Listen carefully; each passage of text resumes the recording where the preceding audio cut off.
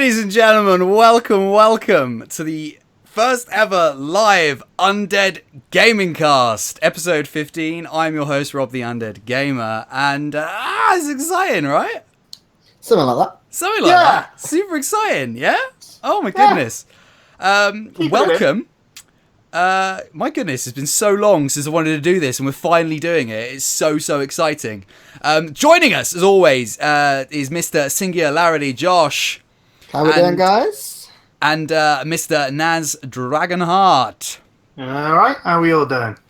Pretty good. Pretty good. I should hope we're all doing pretty good. Got the first of 3 how are yous out of the way. The first round of how are yous. Wonderful. So, for anyone who doesn't know, this is the Undead Gaming Cast. This is our monthly podcast where we talk about video games, the industry, and stuff and things. It gets hectic. It gets dramatic. It gets enjoyable. There's explosions. No, there's not explosions. There's no explosions. We haven't got the budget for that. We haven't got the budget for that. I haven't got the budget for that. I'm sorry. What can I say? We're a disappointment. But you're here, and welcome. So this is the first ever live stream of the Undead Gaming Cast. Happiness. Lots of happiness. So, just so anyone who's in the chat, just so as you know, we won't sort of be interacting with you guys. This is more just like a live show for you guys to sit back, kick back, listen to, watch, and that sort of thing, and listen to us talk about games, etc. Yeah, I mean, we don't even get to see Rob. We've got to give you extra content. You guys at least get to see me, which, let's be honest, that's what you're here for. Am I right? Am I right? Maybe Josh, but if anything, you're definitely here for Naz. That's it. But yeah, so always here for Naz. Always here for Naz. Oh, yeah. Always, Mr. Naz Dragonheart. So Naz is actually the supreme leader. True story. No proof against it. So it's true. What can I say? It's true. So yes, as mentioned before, let's sort out your light. Yeah, I'm just trying to not blind everybody in the process. That's fair. I'm just gonna pop over me a sweet can of Vimto.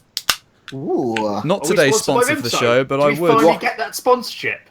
If only, I wish. Man, Vimto, if you want to sponsor me in the show, fucking do it. I will drink as much Vimto. I will drink my body weight in Vimto. I'll tweet them. I've legit seen him do it as well. Tweet them now. Vimto is the nectar of the gods. It's great. I love the Vimto. I'm going for it. Carry on. Fantastic. So, yes. Content. Hashtag content. Hashtag content. So, yes, of course, this is the Undead Gaming Cast, where we talk about video games, the industry, and stuff and things. So, anyone who's listening for the first time, well, welcome. Thank you so much for listening. And just to give you a little brief rundown of how we do the show, we start off by talking about what we've been up to and what we've been playing this month in gaming. And then we swiftly move on after a nice little break, which we'll have in I don't know, 40 minutes or so to an hour. It depends how long the first half takes. Then we'll discuss the main news topic or news topics of the episode. And, ladies and gentlemen, we've got a stonker for you today. Got a doozy today. Young scope. Damn straight. So we'll get into that, and then that'll pretty much be the end of the show, where we sort of plug ourselves and that sort of thing, and tell you what we're probably going to be up to for the next month or so. So yeah, welcome. Let's just jump into it. Actually, before we jump into it, one last thing before we jump into it. I just wanted to say huge thank you to everyone that turned up a couple of Fridays ago for the 12-hour charity live stream that myself and Singularity Josh did for the charity Child's Play, who are a fantastic charity who raise money to buy age-appropriate entertainment for children in hospitals or in domestic abuse shelters and that sort of thing. It's a fantastic cause. We did a 12-hour live stream in hope of raising a very humble £100. Ended up doubling that, raising £200, and it's all because of you guys, or mostly the Bridge, Singularity Josh's wonderful Twitch community, who I hope at some point will come in and watch the live stream, but we'll see. So yeah, I'll put it in Discord again. That was great. So yeah, thank you. Just want to say huge thank you to everyone anyone who, whether you're watching live, you're watching the VOD, or you're listening on iTunes for free. Thank you so much for your help, your participation, and your support. We really appreciate it, and we came together as a community for that amazing cause. So yeah, anyway, right, done. Let's get into the podcast. Let's start with Josh. What have you been doing and playing this month? So, all of my games, basically, like I had a flashback, and I was like, last month on the podcast, I was like, I don't play hack and slash games because I'm terrible at them. Well, guys, have I got a news for you? Every game I played this month, bar one, has been a hack and slash. Fuck. Every single one. Loads. Every That's single one. loads of What's happened video to you? games. What are you doing? I don't know. What have you I done? don't know. I What's don't the know. real Josh? Come on, man. I don't know. I was just Talk us feeling through it. the process. What's going on? So it all started. Just like so, the podcast was recorded last month on a Tuesday, and it went up on a Saturday. And then on Sunday, I took her for a drink on Tuesday. We were making... Sorry, carry on. Well, Craig that David, wasn't if you quite want to what support happened. the podcast, then just... Craig David, if you want to sponsor Loves the sound of the Craig Undead David. Gaming Cast. Big fan, big All fan. that and more, the Undead Gaming Cast, the beautiful sounds You're of actually Craig gonna David. get copyright striked for that now. We're on Twitch. I don't know if you can sing musical renditions on Twitch without getting copyright. Hey, striked. there's a music section on Twitch. I can do what the damn fuck I like. That's a good point. Are we actually in the talk show section? Fucking hope so. No. Anyway, so I did the. I'm a Jesus. professional. Just getting destroyed already. We're like, what, 2 minutes in? I don't know. But that being said, I'm the streamer here. You guys are both primarily YouTubers. So. Oh, I see how it is. So it all started with the 100 follower party, and so basically I had this idea to do my 100 follower party, and instead of like just use it just to kind of say like, great, cool, we did it, that was amazing, like I was super stoked to reach the 100 followers. I decided to do a little bit of good with it and do a charity event. And so my idea was thus: I'm going to go buy Dark Souls 3. Yay! I'm going to go That's play Dark Souls 3, and every single time I die, I'm going to donate £1 to charity. Oh, Naz. Fucking moron! Now Josh Now, is see, guys. £10,000 in debt. I'd like to put a bit of context on this. So I tuned into a stream, I believe it was yesterday, and I saw he had, what, about 68 deaths? And I thought, oh, well, that's just a typical YouTuber thing, you know. And now to realise that that's real money now, I wish I'd fucked with you more. So what had happened was, it was 6 hours long, and then it ended up being £63. Son of a bitch. That was all it was. Like I was actually kind of semi chuffed, semi disappointed, because if I'd have died more money for, though I was kind of proud that I only sort of died 63 times in 6 I hours. think Like 63 quid is good for charity. it's not bad, yeah. So For so charity. it started with Dark Souls, and I did 3 bosses in 6 hours, and I didn't find a single Estus shard. So I did 3 bosses with 3 Estus flasks. It's pretty standard. Yeah, It's but pretty well, standard. it turns out that when I went back to it last week, I was like, you know what, this game is like rock solid. And I accidentally had ended up selling the Estus shards by mistake, not knowing what they did. What the fuck? Who else but Josh? Real blind. Didn't even read the item description. So I started again, Yeah. which is the character that you saw on stream last night, Naz. Now, Yeah. I got all the way up there in 3.5 hours on the first time I played, less deaths, and then I was plus 6 Estus flasks at the same There place. you go. So like I'm kind of in like a normal place now. Yeah, you're normal again. I'm normal again, but I'm really enjoying playing it. Like I didn't think it'd be mine, but there's something so, because like everybody's always like, oh, Dark Souls like the hardest thing in the universe, but it's like Yeah. it's so satisfying, because yes, it is brutal, Yeah. but it is also fair. Yeah, that's And exactly how so- I've described Dark Souls in the past. It's hard, but that's not the major selling point. It's hard in a fair way. It won't put like a railing next to some steps. You can roll off those to your assistance or to your death, as it were. It's not. It's the big thing about it is more lore than it is the idea that it's hard. And I hate that it's sold on the idea that it's hard. But that being said, like I'm enjoying that, and I'm enjoying there is nothing quite like thinking, fucking hell, I'm going to be here forever, Yeah. and then killing the boss, and then it's just that feeling of just like euphoria. That's just like, I fucking did that, Yeah. nailed it. So any particular highlights so far? Well, I managed to kill. Oh God, what's his name? I think is it Bort of the? Is it the big tree man? No. So yeah, no. The murder tree has been a pain in the Murder tree. ass. both times I've fought it. Yeah. The He's a the dick. second boss though, I managed to kill in 2 attempts, which was the pretty second good. boss. Who's the Yeah. second boss? It's called like Bort of the Boreal Valley. Oh Christ, yes, him. Like really armored up with a massive club. Yeah, Ice that guy. Bastard, yeah. Killed him in 2 goes. That was He's a pretty good lad. That's a good fight. He's a that good was. lad. Always did well at school. Good Good lad. lad. It's a good Got fight. himself a nice job, nice girlfriend, doing well for himself. Yes. And I think kind of that's sort of been my major highlight. And the other highlight is like I found in the very first area there's like a right up to a path, and I followed this path round, and there's like this crystalline basilisk thing, Yeah. and they drop Titanite scales. But as a level 1, or like whatever you start the game as, it's basically nigh on impossible to kill, and so it's not nigh on impossible. This is the prevailing theme throughout Dark Souls. Something's only impossible if you haven't experienced it before. So like those ice, like you can kill those lizards at the start, so long as you're skilled, so long as you know how to do all your skills and stuff. Nothing I'm not necessarily impossible. And so what I did Yeah. was I ran away, and I ran towards the first bonfire, and it came careering round a corner. I did not. And dropped off the map and dropped a Titanite scale for me immediately. That's amazing. Yeah, I've never seen it go that far. That happened all on air as well. Good, awesome. So that was great. And then I've played a bit of Bloodborne as well. I think it all kind of started with Bloodborne to get me used to the idea of like Souls games. If I remember rightly, you played Bloodborne, and then a week later you were on Dark Souls. If I remember rightly.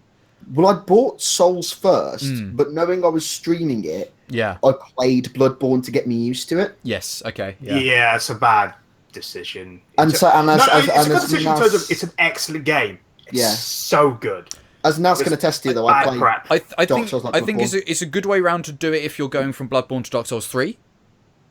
Because what we've sort of said on the podcast before, I think when we've been talking about this, and what we've obviously discussed between ourselves, that they made Dark Souls 3 a bit more like Bloodborne in many respects to switch up how you play the combat. So I think in that way it was good. However, if you were playing Bloodborne, then Josh, you decided to go play Dark Souls 1 or 2, it probably would have been a bit of a culture shock for you almost.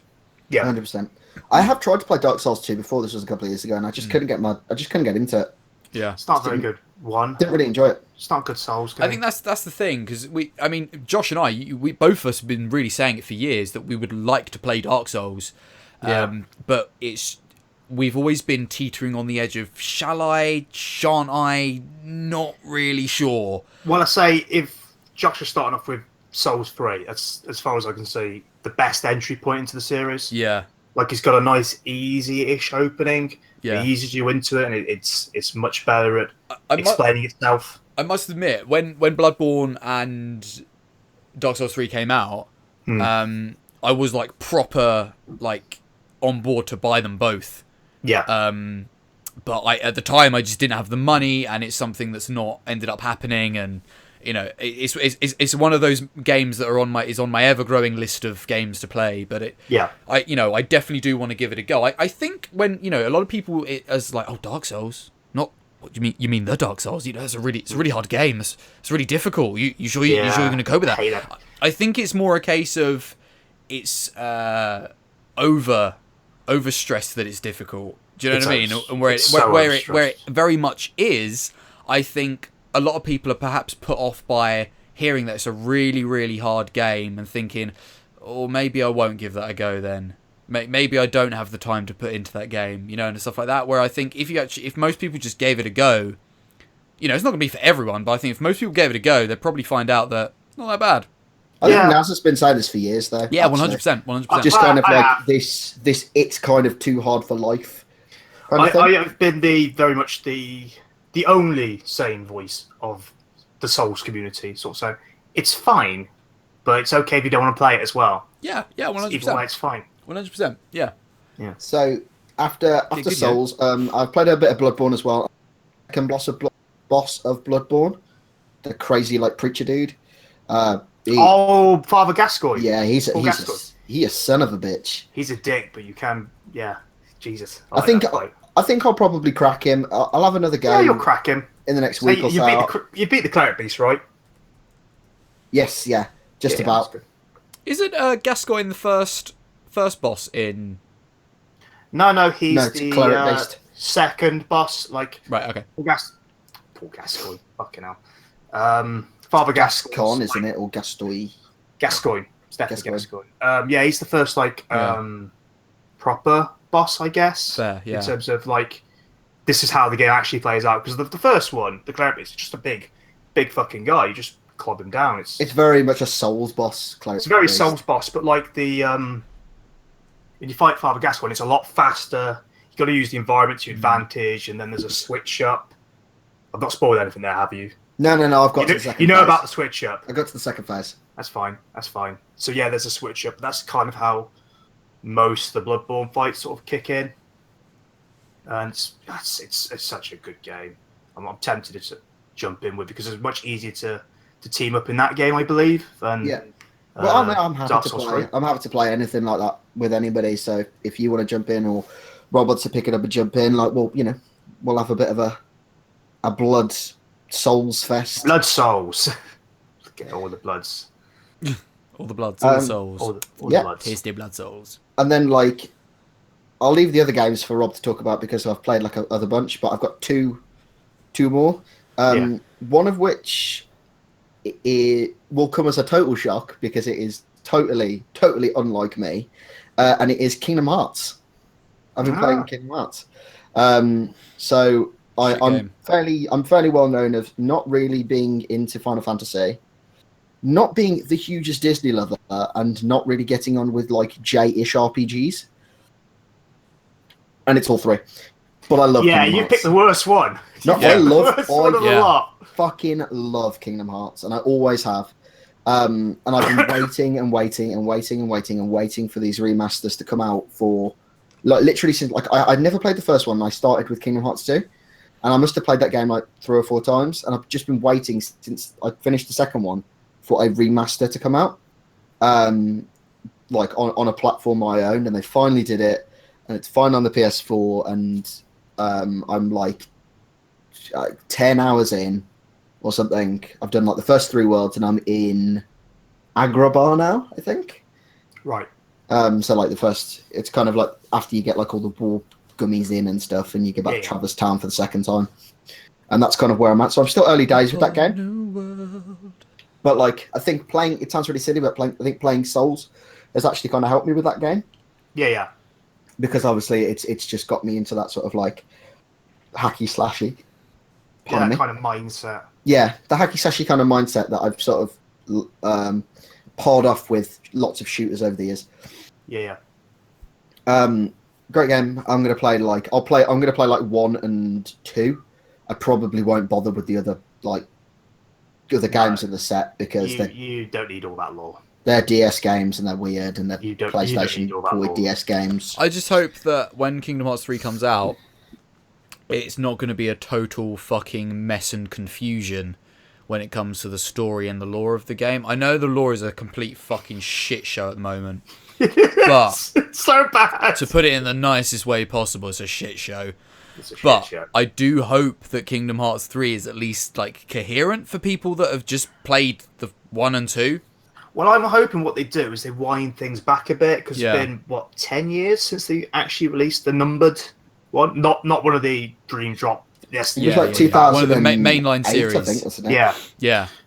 So they could just like scale back things a bit to like a soft reset. I mean, have as many fucking spin-offs as you want, but like, don't have them imperative to the main storyline that's happening for the trilogy, as it were, you know? And I think what they did with Final Fantasy 15, the way they laid that game out, made it simple and easy to understand. They didn't complicate things too much. I think that's the way forward.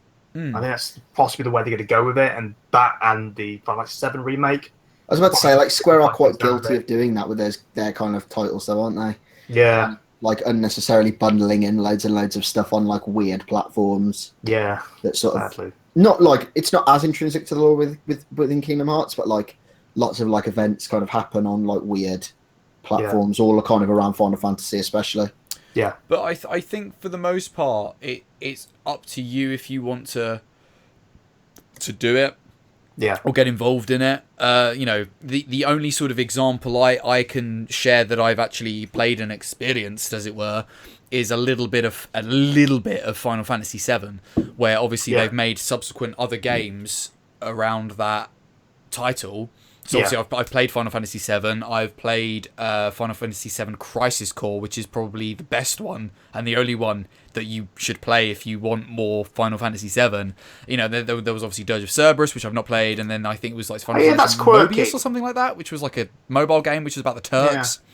But I think that was a Japanese-only release anyway. But I think for the most part, because these are like mobile games or handheld games, obviously in Japan, it's just going to be like, well, yeah, fuck yeah, we'll have it. Because as we've said before on the podcast, Japan love their mobile games. So over here, it's a bit different. Where I suppose most companies would be like, okay, well, we're going to release the trilogy of this series on console platforms. And actually, we want to release a spin-off game, which again, we'll release on console platforms.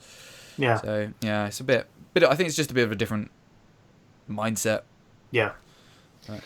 Yeah, and then so the last game I kind of want to talk about is currently in closed beta, and I got it for PlayStation 4, and it's already been on the PlayStation for ages. Sorry, on the PC for ages, and that's Paladins, which is kind of first thing that comes to mind is it's the same as Overwatch. Yeah. But it's not.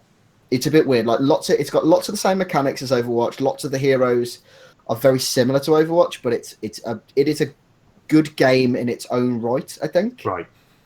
I think sometimes the games go on a little bit too long. Yeah, how long are the games in interest compared to Overwatch? Right, so Rob, I've enlightened you with Overwatch. 100% shit game. And so on Overwatch, you run to like the first, like if it's Paladins always seems to be like a mixed objective, like a payload and a capture zone. Right. Okay. So like King's Row, something like that. And so you'll do like instead of like attack and defend, the capture zone is open to both teams to start with. So you basically play King of the Hill until one of you wins the capture zone, and then that team attacks, and then the other team has to defend. And then so you have a payload that you push the payload, and it's best of 4, I think. And so you get 1 point for getting the capture zone, you get 1 point for defending the payload once they've got it moving, and you get another point if like you're the attacking team and you can score the payload. So if you imagine a game that goes a big huge fight over the first initial capture point, some team eventually ekes it out, then the other team puts up a strong defense, and then it's 1-1, and then it starts all again, and then it's and then it's 2-2, and then it's 3-3, and then it's just whoever wins the next capture point. But the problem with that is it can take fucking ages. And it almost just gets to the point where it's just a bit like, fucking come on, like, get moving a little bit. Like it's a bit of a weird pace. I also find that like the overall power level of heroes seems to be a lot higher as well. Right. Like you'll just die sometimes. Like just go. Like most of the time in Overwatch, you'll have like a chance to like sort of save yourself, but like.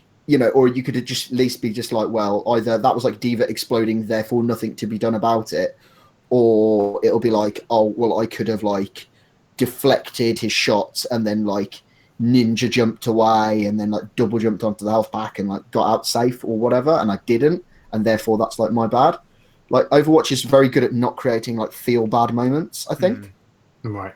Whereas Paladins sometimes like some motherfucker will literally just appear behind like. Will have invincibility, will just appear behind you, put like 3 bullets in your back and you're dead. Like, and it's just like, oh, back to respawn, I guess. Like, I really enjoy the game. It's a very, very good game. I think it needs toning down, and I think the matches need to be shorter. Aside from that, really, really good. I've played about 6 hours of that. I only got it like last week, so I'm putting the hours in already, and I did a stream of that.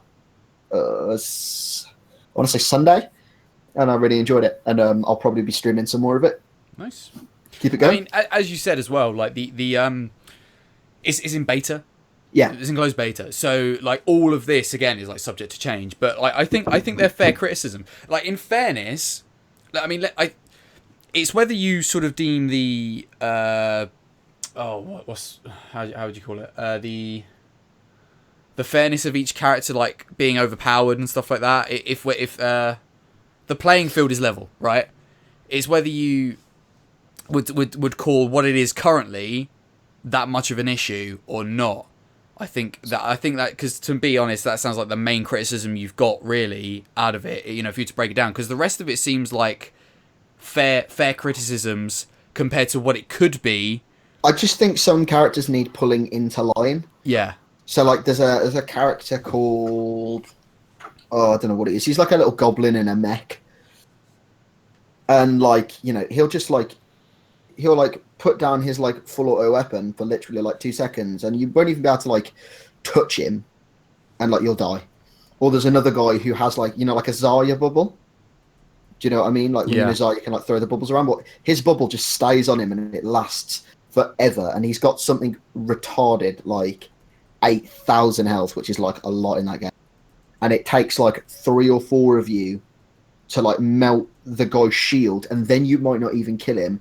In which time, like their team is there and they've already killed you. Like you need to be able to focus that guy to be able to compete, and like it kind of makes it a bit difficult. Like I think there are like I can literally think of like 3 or 4 characters that are just like on like a next level. Like I had a really good game the other night as what's his name? I can't remember his name. He's a big tree. Call him Big Tree Bastard. He's a big tree. Big Tree Bastard. And so he has like he has a passive heal anyway, and then he has like a ridiculously fast passive heal. Like literally, you hit the ability button and it just like your health just goes like right back up to the top, and it hits everybody around you. He has a very damaging weapon, and then and if he's in trouble, he's got like an escape mechanism as well. And so basically, like I went on like a 15 kill streak with him, and he's a healer. He's not meant to be doing that, but like but just because the way that his kit is structured, he's very difficult to kill, and he's like ridiculously efficient. And so I think like even though I really enjoyed playing it, maybe that was because he was just a bit high on the scale. I did think that he needed, I do think he needs. I think he's called Grover. He needs adjusting, and like I think that like that guy, the Goblin mech, needs adjusting. I think there's a character who goes invisible that'll just appear behind you and like kill you. Like there's a few of them. I could think like 3 or 4, and they just need adjusting. I think once they're adjusted and balanced in, it'll be fine. Yeah, it takes time with those kind of games. Yeah, it does. But I think that's it. I think that has gone on a little bit. That has gone on a little while, but yeah. No worries. Cool. Okay. Well, Rob, do you want to? I'll jump in. For segway's sake. But yeah, for segway's sake, I'll jump in. Yeah, so, we don't have any plan later on. Or do we? So this month has been a bit of a dodge month for me, ish. I guess I don't know. Honestly, not many games I've played, but I did go on holiday a couple of weeks ago. Went to Portugal for 10 days and decided this is a perfect time to do some gaming. Perfect time. So, of course, you're on holiday, you're in a foreign country. 100%. Well, I'm not going to see the sights. I'm just going to sit around the pool, get drunk, and play games, right? No, absolutely. 100%. So I was like, okay, I'm going to bring the old laptop with me so I can do the PlayStation Remote Play, which is fantastic, and hopefully play a bit of Overwatch. That didn't happen because the internet was shoddy. So luckily, I brought my 3DS with me. And I thought, well, perfect time to get on some 3DS, maybe play some games or complete some games that I've just not done. Because I don't play my 3DS a lot, which is I feel really bad for, because I've got one. There's so many games on it that I want to play. I just don't do it. So, so I decided to play or start playing, because I'd only played like 20 minutes of it or something. And it's a game that I got with the 3DS when I signed it up, when they were still doing Nintendo Club. That's how long I've had the 3DS for. Yeah.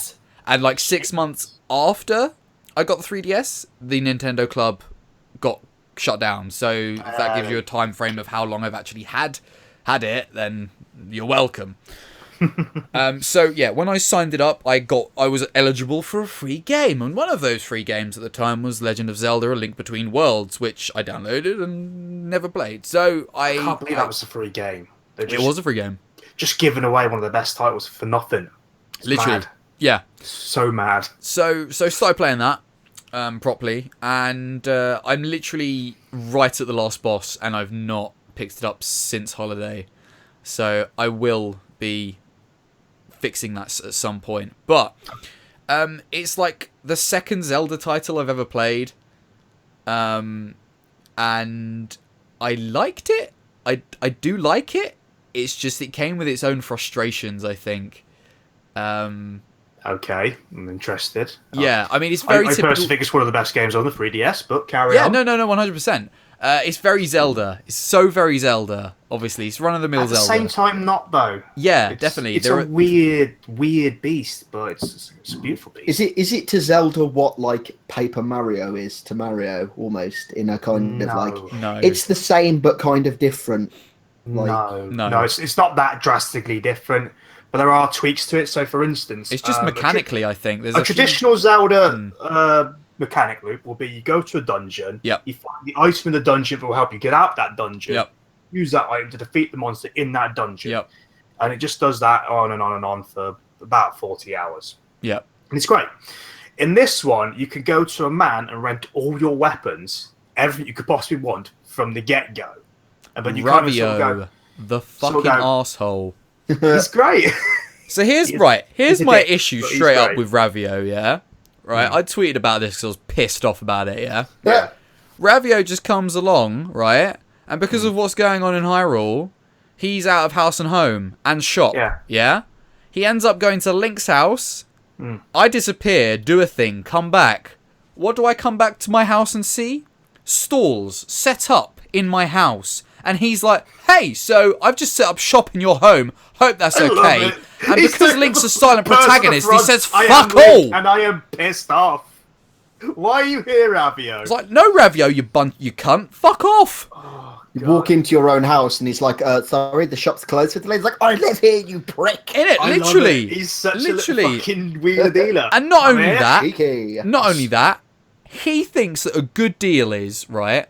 Okay, you let me stay in your house rent-free, but as a reward for you letting me stay in your house rent-free, I will let you rent with rupees all these items I have. That seems fair, right, Link? Yeah, says Link in his non-dialect way. Buy them off him as well. Fucking idiot. And they're a fucking fortune. They are. I mean, when you rent them, it's not so bad, but here's the kicker, right? Because you can buy them in the end, which is good. But you don't sort of... It's so weird, right? So you rent them, right? But as soon as you die, Ravio collects those items again. So if you die in a dungeon, you go back to the save point, or whatever, or you can choose to revive or respawn at your house, which means you can go and pick up those items again. But either way, you're having to either go back to Ravio to get the fucking item again, or go back to the dungeon where you were already at and start again, as it were. Or not start again, but go through where you've already gone. So that was like my huge frustration with it. Oh, but it's a great mechanic because it really puts an emphasis on the risk-reward death system. 100%, yeah. Because it's like, okay, so if I rent all these weapons and I can hold them for fucking ages and don't die, I'll get loads of money. Exactly. But if you die, it got to a stage because there's always save points outside of a dungeon, yeah? There's always save points outside of a dungeon. Yeah. So it got to a stage where if I died, it would be like, nope, quit the game, go back to the save point, do it again. Load it because again. I've still got my items. I'm not fucking around going back to him. And it got worse later on in the game. I'll get to that in a sec. But yeah, so it's an annoying mechanic, but I'm not sure if I'm mad about it. I sound mad about it, but yeah. You're mad about it for the right reason. Yeah. You're mad about it from the sense of like, okay, it's a big risk if I die. You're valuing your life. 100%. So, like, my life is valuable. I can tangibly put X amount of money on this. So I don't want to die. Because it's a lot of fucking effort to go back to the man. 100%. Can I have my shit back, please? Yeah, 100%. And here's the thing. So you can obviously, I think you do like so many dungeons, and then when you get to like halfway through the game or something, you sort of get that mechanic of the going into the paintings and stuff. So basically, Link's got this really cool mechanic, which is really well implemented with all the dungeons and all the puzzles that you do, and it's really good. Like, the puzzles in the game are great. Really, really good. So really good. So very good. Really Are you fun. playing on an actual 3DS? Yeah.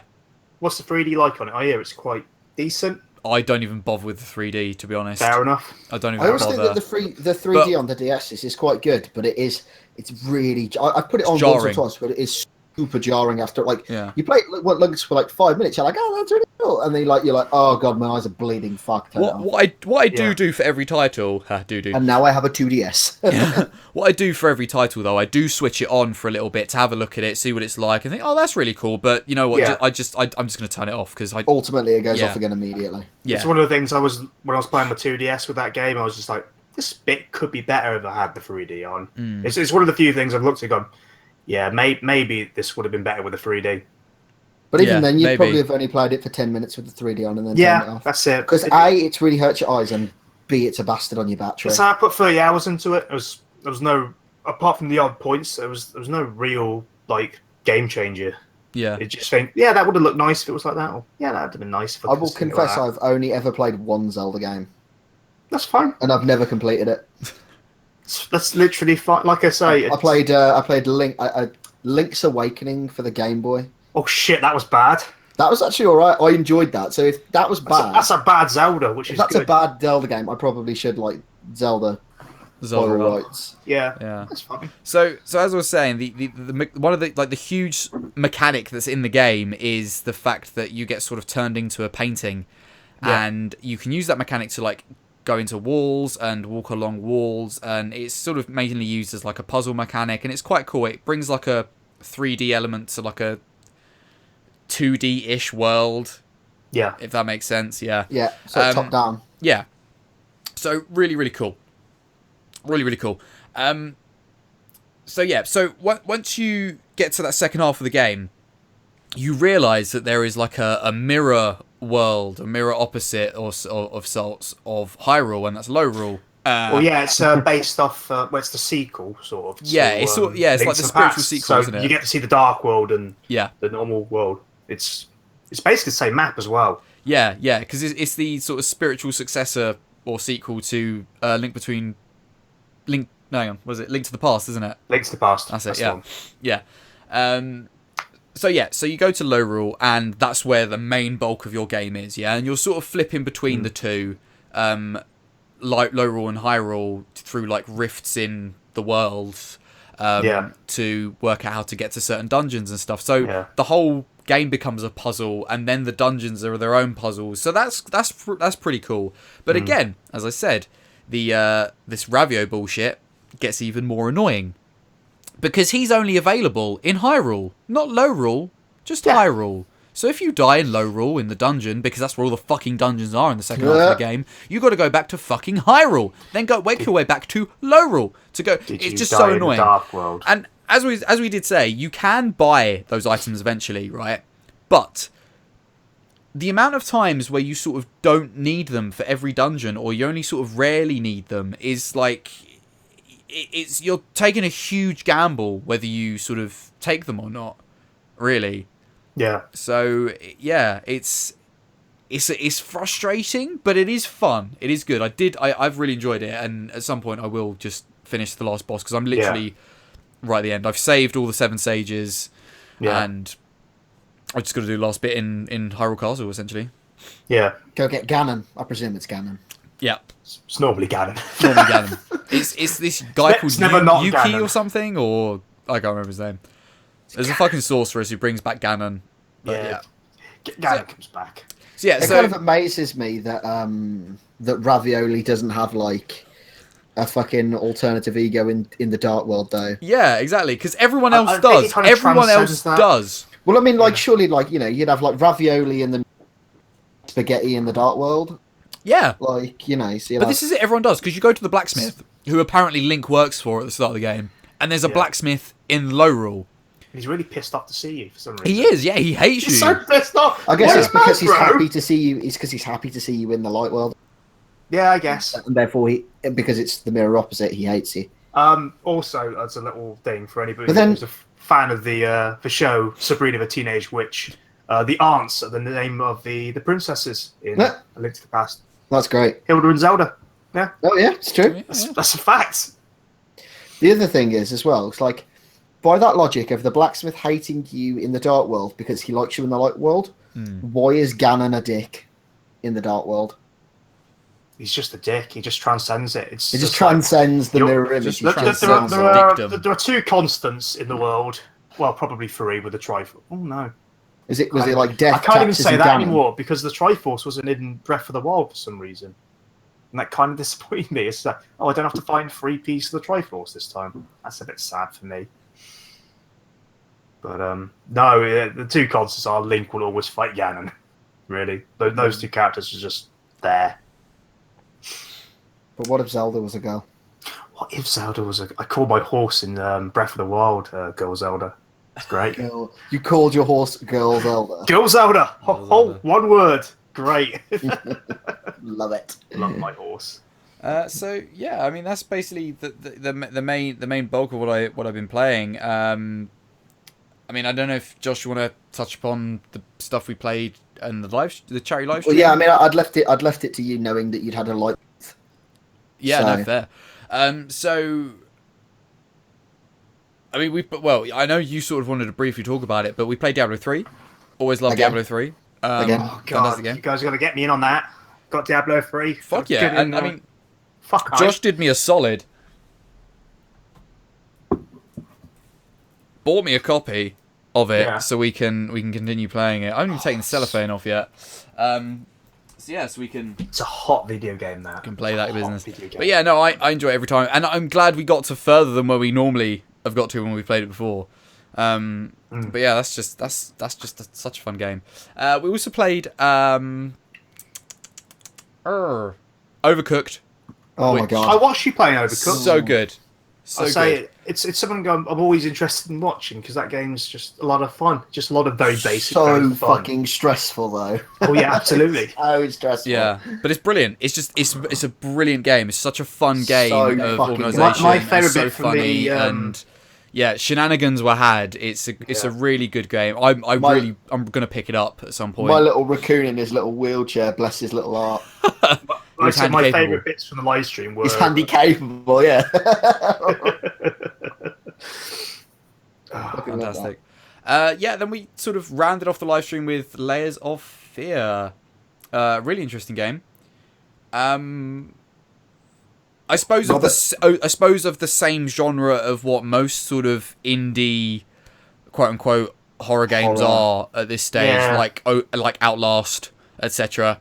It's of the same vein, you know, where there's no combat. You just sort of go around and try and survive, as it were. I mean, not as survival based as Outlast is, but of the similar vein, where there's no combat. As I said, you sort of go around, you explore the world and take in the lore, as it were, and try and work out what's happened. But very interesting game, very interesting game. One thing I loved, I'm going to compare it to Outlast. I'm not sure if people will enjoy that sort of. I think it's a thing, fair comparison. but yeah, I think it is as well. So it's fair. But yeah, so I found it more enjoyable than Outlast. Much more enjoyable. I think it's shorter than Outlast as well, but Outlast seemed to rely on the same scare techniques again and again and again. Yeah, it got boring real quick. After about 2 hours or so in, you're like, fuck this shit. Look, I can't fight you. I'm fed up with pussying around and hiding everywhere. In the end, it gets to a stage where you just think, fuck it. I'm just going to run through this section as fast as I fucking can, try to avoid you, get what I need, or go to where I need to go, and we'll do it that way. Straight so you've watched me play Dark Souls, Rob? nope. Yeah, but it's not Outlast, it should be different, where you're sort of running away because it's like, no, not again, not again. It's more you're running away because you think, oh, this is fucking boring now because you've done this 23 fucking thousand times already. I'm sort of done with it. I found Layers of Fear every time surprised you a little bit. It never really used the same scare techniques again and again and again. And where there was bits where you thought there was going to be a scare, there wasn't. And then when there was, it was something either you weren't expecting or was done completely different to the last scare. You know, it wasn't just jump scare, jump scare, jump scare, jump scare. It was different. Yeah. All I'm going to say is the basement. That first time in the basement. Oh, that picture. God, that was so creepy. So creepy. Fantastic. We'd like commented on it. It was like in the corner of... And we were like, oh, that painting's a bit creepy. Yeah. And then like at one point we turned around and it was literally like here. And it was like, oh man. I think that was the only scare that got both of us, because each other scare either got you or it got me, but not both of us. Yeah. And that was the one that we were both like, oh god, no. Yeah, no, but that was fantastic. That was a really, really, really good, because we weren't expecting it at all. And yeah, no, I just feel Layers of Fear was the right length. It had all those elements of surprise, and what's even more interesting is that it's got a few different endings as well. Yeah. All based on your choices and what lore you pick up, etc. So we got the bad ending. As you're going about, you really start to piece this puzzle together, and you're trying to figure out who are you playing, because we had a few different ideas about that as we were playing, because you thought we were playing the daughter of the couple. Yeah. I thought I was playing the dad, or we were playing the dad, all that sort of thing. So yeah, really, really interesting game. We also played Inheritance, which is the DLC, which again I think is a very similar concept in terms of a few different endings. Well, that's the impression I got anyway. Yeah, there is, yeah. But yeah, because if you read the trophies, they tell you what your ending is. So like, I think like the ending that we got is like don't come to peace with the events of what happened in the game. Yeah. So I'm guessing that there is a similar ending that is you come to peace with the events that happen. Yeah. And obviously the ending will differ to that. I mean, I'm sure it's the typical good ending, bad ending, mediocre ending. Do you know what I mean? Yeah. But either way, based on what we played, I'd be more than happy to pick it up again and try different things. Yeah, and try different. What also I think makes that more of a desire for me is the fact that it is 4 hours long. Yeah. It's like it's a long good afternoon. length. Yeah. Like, if you want to, like, it's a long afternoon. Yeah, 100%. So yeah, no, really, really enjoyed that, and I think just to round things off for my part, another horror game which I played last weekend, I think it was, with a few friends of ours, was Until Dawn. Oh, that's great. Fantastic game. We didn't get very far into it. It's like playing a teen horror movie. It's great. Fantastic, yeah, and a fantastic concept. And one thing, again, that I loved, which more horror games I feel should do, and the only other one that I know that did it, a game I've not played, but the only other one I know that's done it, is one of either the last Silent Hill game or the Silent Hill game that was released on Wii. I think it's that Shattered Memories, I think? Shattered Memories. I think that was a PlayStation one. Either way, it was the one that was released on the Wii. It's the one with the trucker, isn't it? Travis. I believe so, yeah. Yeah. Shattered Memories. Yeah. Was it Downpour? Downpour was might be. one. I can't remember. But it was anyway. I know it was a Silent Hill game, and I know it was released on the Wii.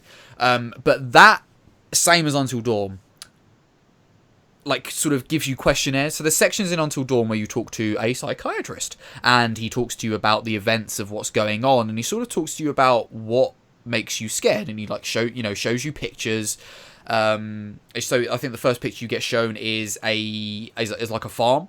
So all these long cornfields and then a house, and you get asked, okay, does this picture scare you? Yes, no. And then yes, and then okay, what about it scares you? Is it something that's in the picture or something that's not in the picture? Oh, something that's not in the picture. Okay, is it something that could be hiding? Is it something about the house or the cornfields? We'll say the cornfields. Is it something that's in the cornfields or is it the cornfields? Do you know what I mean? So it sort of really tries to break down what it is that scares you, and it will implement those things in the game. One of the things that we picked, because it fucking terrifies me, was spiders. Do spiders scare you? Yes, they Yeah. fucking do. You're welcome. And there's a I wish I'd have fucking been there, Rob. fucking hell. No, so there's a few moments in the game. There's one bit where we unlock a secret room, and you've got like a top-down view, and it's through the perspective of like a CCTV camera, which is really interesting, really cool little shot, because it's sort of shot like a movie, which is really cool. So as you walk into this room, you're seeing it through CCTV sort of perspective, and then you see this fucking huge spider just like crawl across the CCTV, and you're like, nope. It's not like a scare, but it's sort of a bit like, it makes you feel on edge. I feel, from what I've played, and I can't wait to play more of it, I feel what Until Dawn does, it hits every nail on the head with, having the right atmosphere, a few scares here and there, a really interesting story, a really interesting way of playing. Yeah. Honestly, from what I've played, I think it's probably one of the best games of the PS4. It's like a must-have. Yeah, easily. I would say you're just playing a director in a horror movie. I'd love to see them do something with like an alien type. So like you're like on the ship and there's an alien knocking about and seeing how they handle that. That'd be good. But again, I watched a bit of Sprite play it like ages ago. Yeah. And it looked really good. And like I remember seeing like there's like a bit where like you're running or something, and like as he kind of like walks through like a corridor, like a wolf like bursts into the corridor, like and it's not so much like you're being chased by like a murderer or whatever. And all the bits I've seen is it's all kind of like they're sort of like natural, sort of like scary things, like reasons that you would be scared, like big spiders or wolves or whatever. It's not like a maniac chasing you, or there probably is, but do you know what I mean? Like, and like I was like, oh, that's interesting, and the way that it's shot as well, the way it's directed is really good. I'm going to pick that up, I think, and maybe we'll stream that. Maybe it'd be great. So I mean, I think one thing that I'm super looking forward to playing it again, picking up again.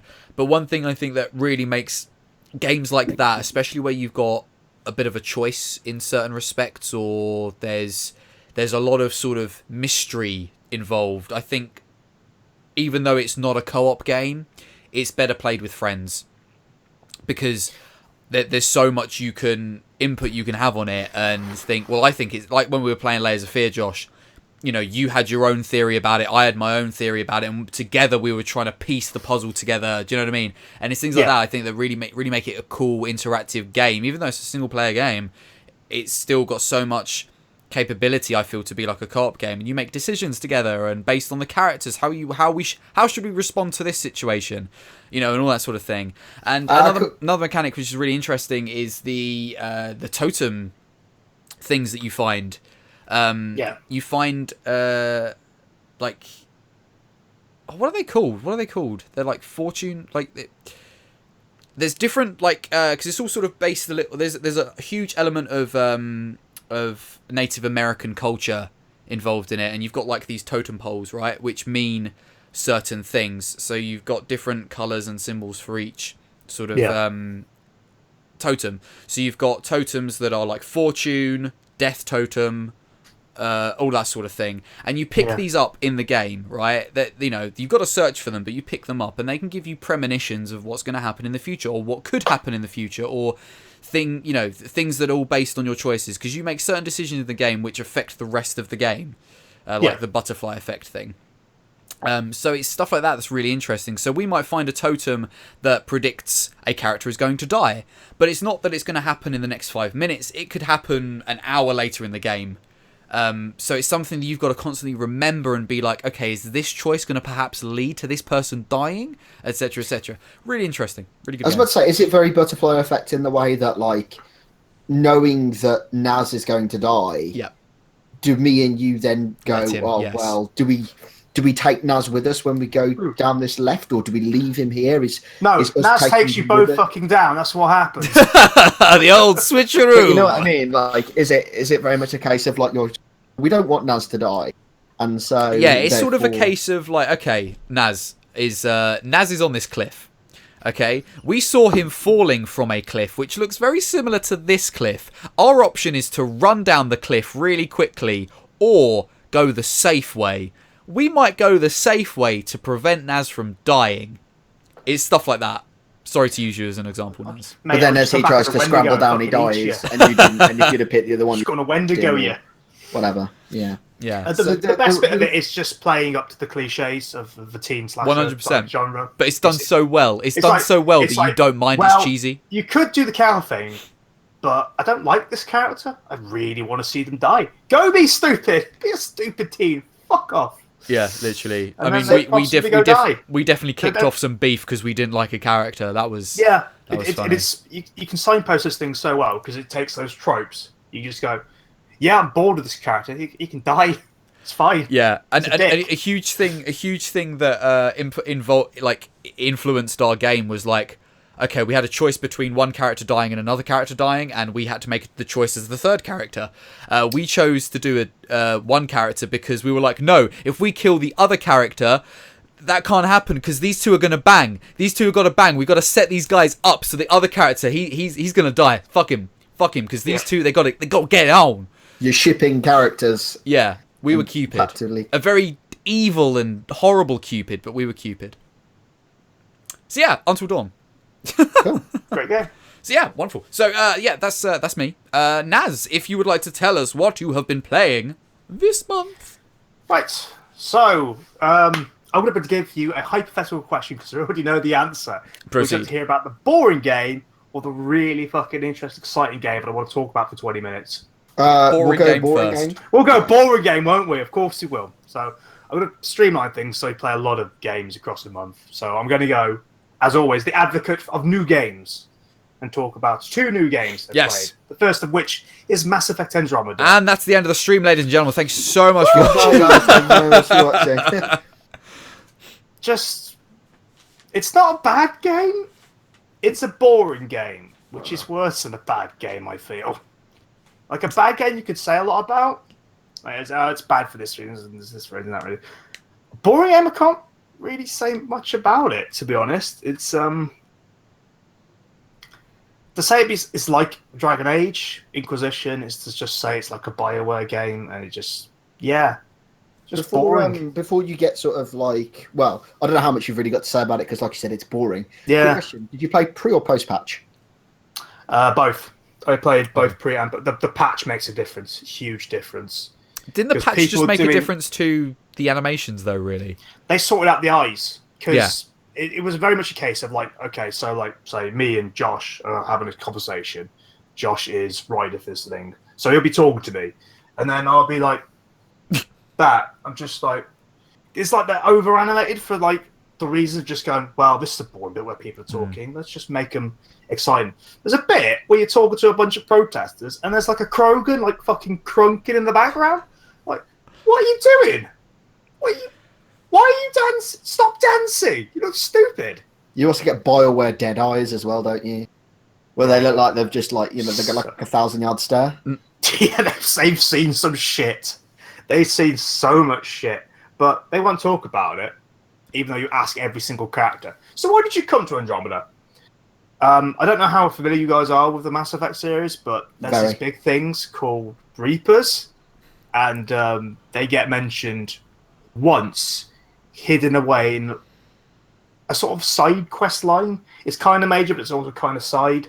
Not at all the reason that they actually fled the galaxy in the first place, then. No, they all fall into like a number of categories. Normally, I just felt like an adventure. Oh, it's fun to explore. I had nothing better to do. I wanted to change my life. There's a transgender character in there who just thrown in there. But yeah, used to be a dude. So we're not gonna make a bigger deal. We're not gonna just gonna mention. Oh, fine, whatever. Okay. He's just got one dialogue line, and that's the one they chose. That's pretty much it. It's just my name used to be this. Did you interact with the transgender character post patch or pre patch? Loaded question. Is there a difference? Yes. I didn't realise there was a difference between the two. Yes, there was. I mean, if there's a difference between the two, then good on them. What's the difference? Right. Well, all I saw was pre-patch.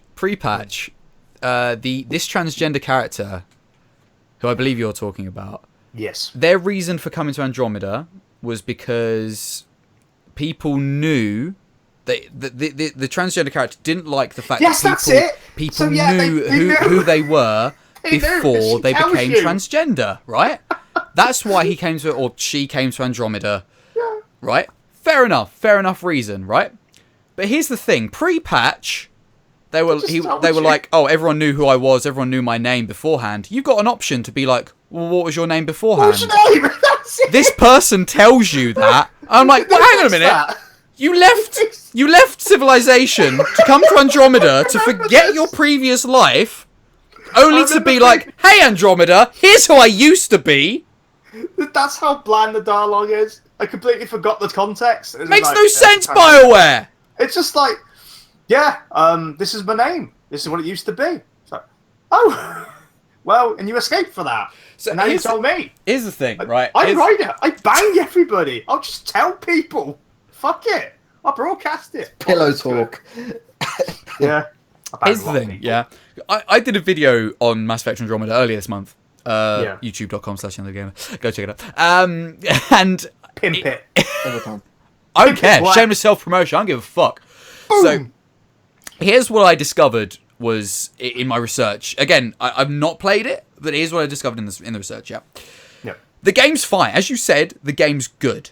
It's fine. Boring, but I Really suppose boring. that's subjective almost as well. No, it's objectively boring. Fair. You go Okay. around scanning stuff and picking stuff up. That's fair. No, that's fair. It's boring. That's fair. No, that's absolutely. I would find that boring too. That's fair. Yeah. So I won't comment on that. But either way, the game's okay. It's really what I found out to be the root of the problem is the fact that it's not as polished.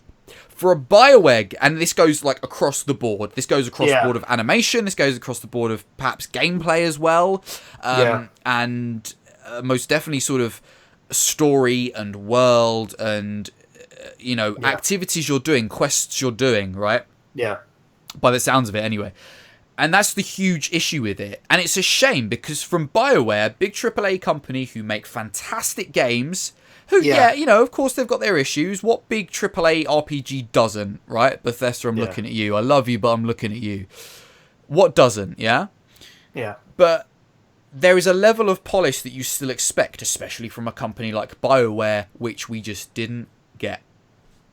Yeah, but and that's the not even disappointment. my major thing with it.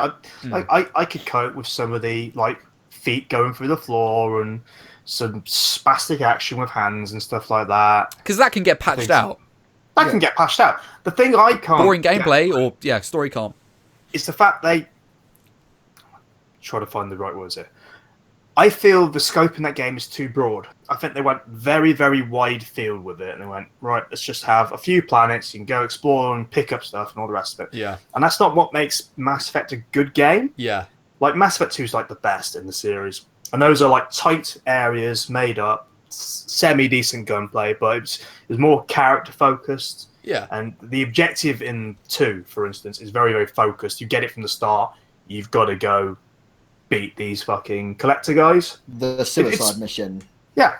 There was also the thing about 2 as well is because it's obviously board as well. It's like where we are taking you, you are going to die. Yeah. Nobody else will live through this aside from you and the crew that you put together. And so right from the start of the game, it's like, right, let's go, let's do this. You're absolutely laser focused, and it's just there's just none of that in this. No one's got a clear objective. None of the crew that you go with are particularly interesting or fun to be around. There's one character who's like, oh, I'm quirky and fun, and I'm like, no, I just find you boring. Is that like weird, like Asari? She's fine. She's fine enough. Got more personality than most people in the ship, but she's just there. It's just there. Who cares? I don't know you. That being said, like Mass Effect, I think Mass Effect 1 suffered. I don't think it suffered as badly as Andromeda had, but I think Mass Effect 1 was a fairly dry game. Yeah. So I hopefully, if they get a second Andromeda game, I feel that's gonna be the best game ever. Then it'll just be incredible. Yeah. If they because can make... if the formula is anything like they've already shown, yeah. With Mass Effect as a series, it's like here is your world, which might have been why they went really broad, because they did that with the first game. Here is your world.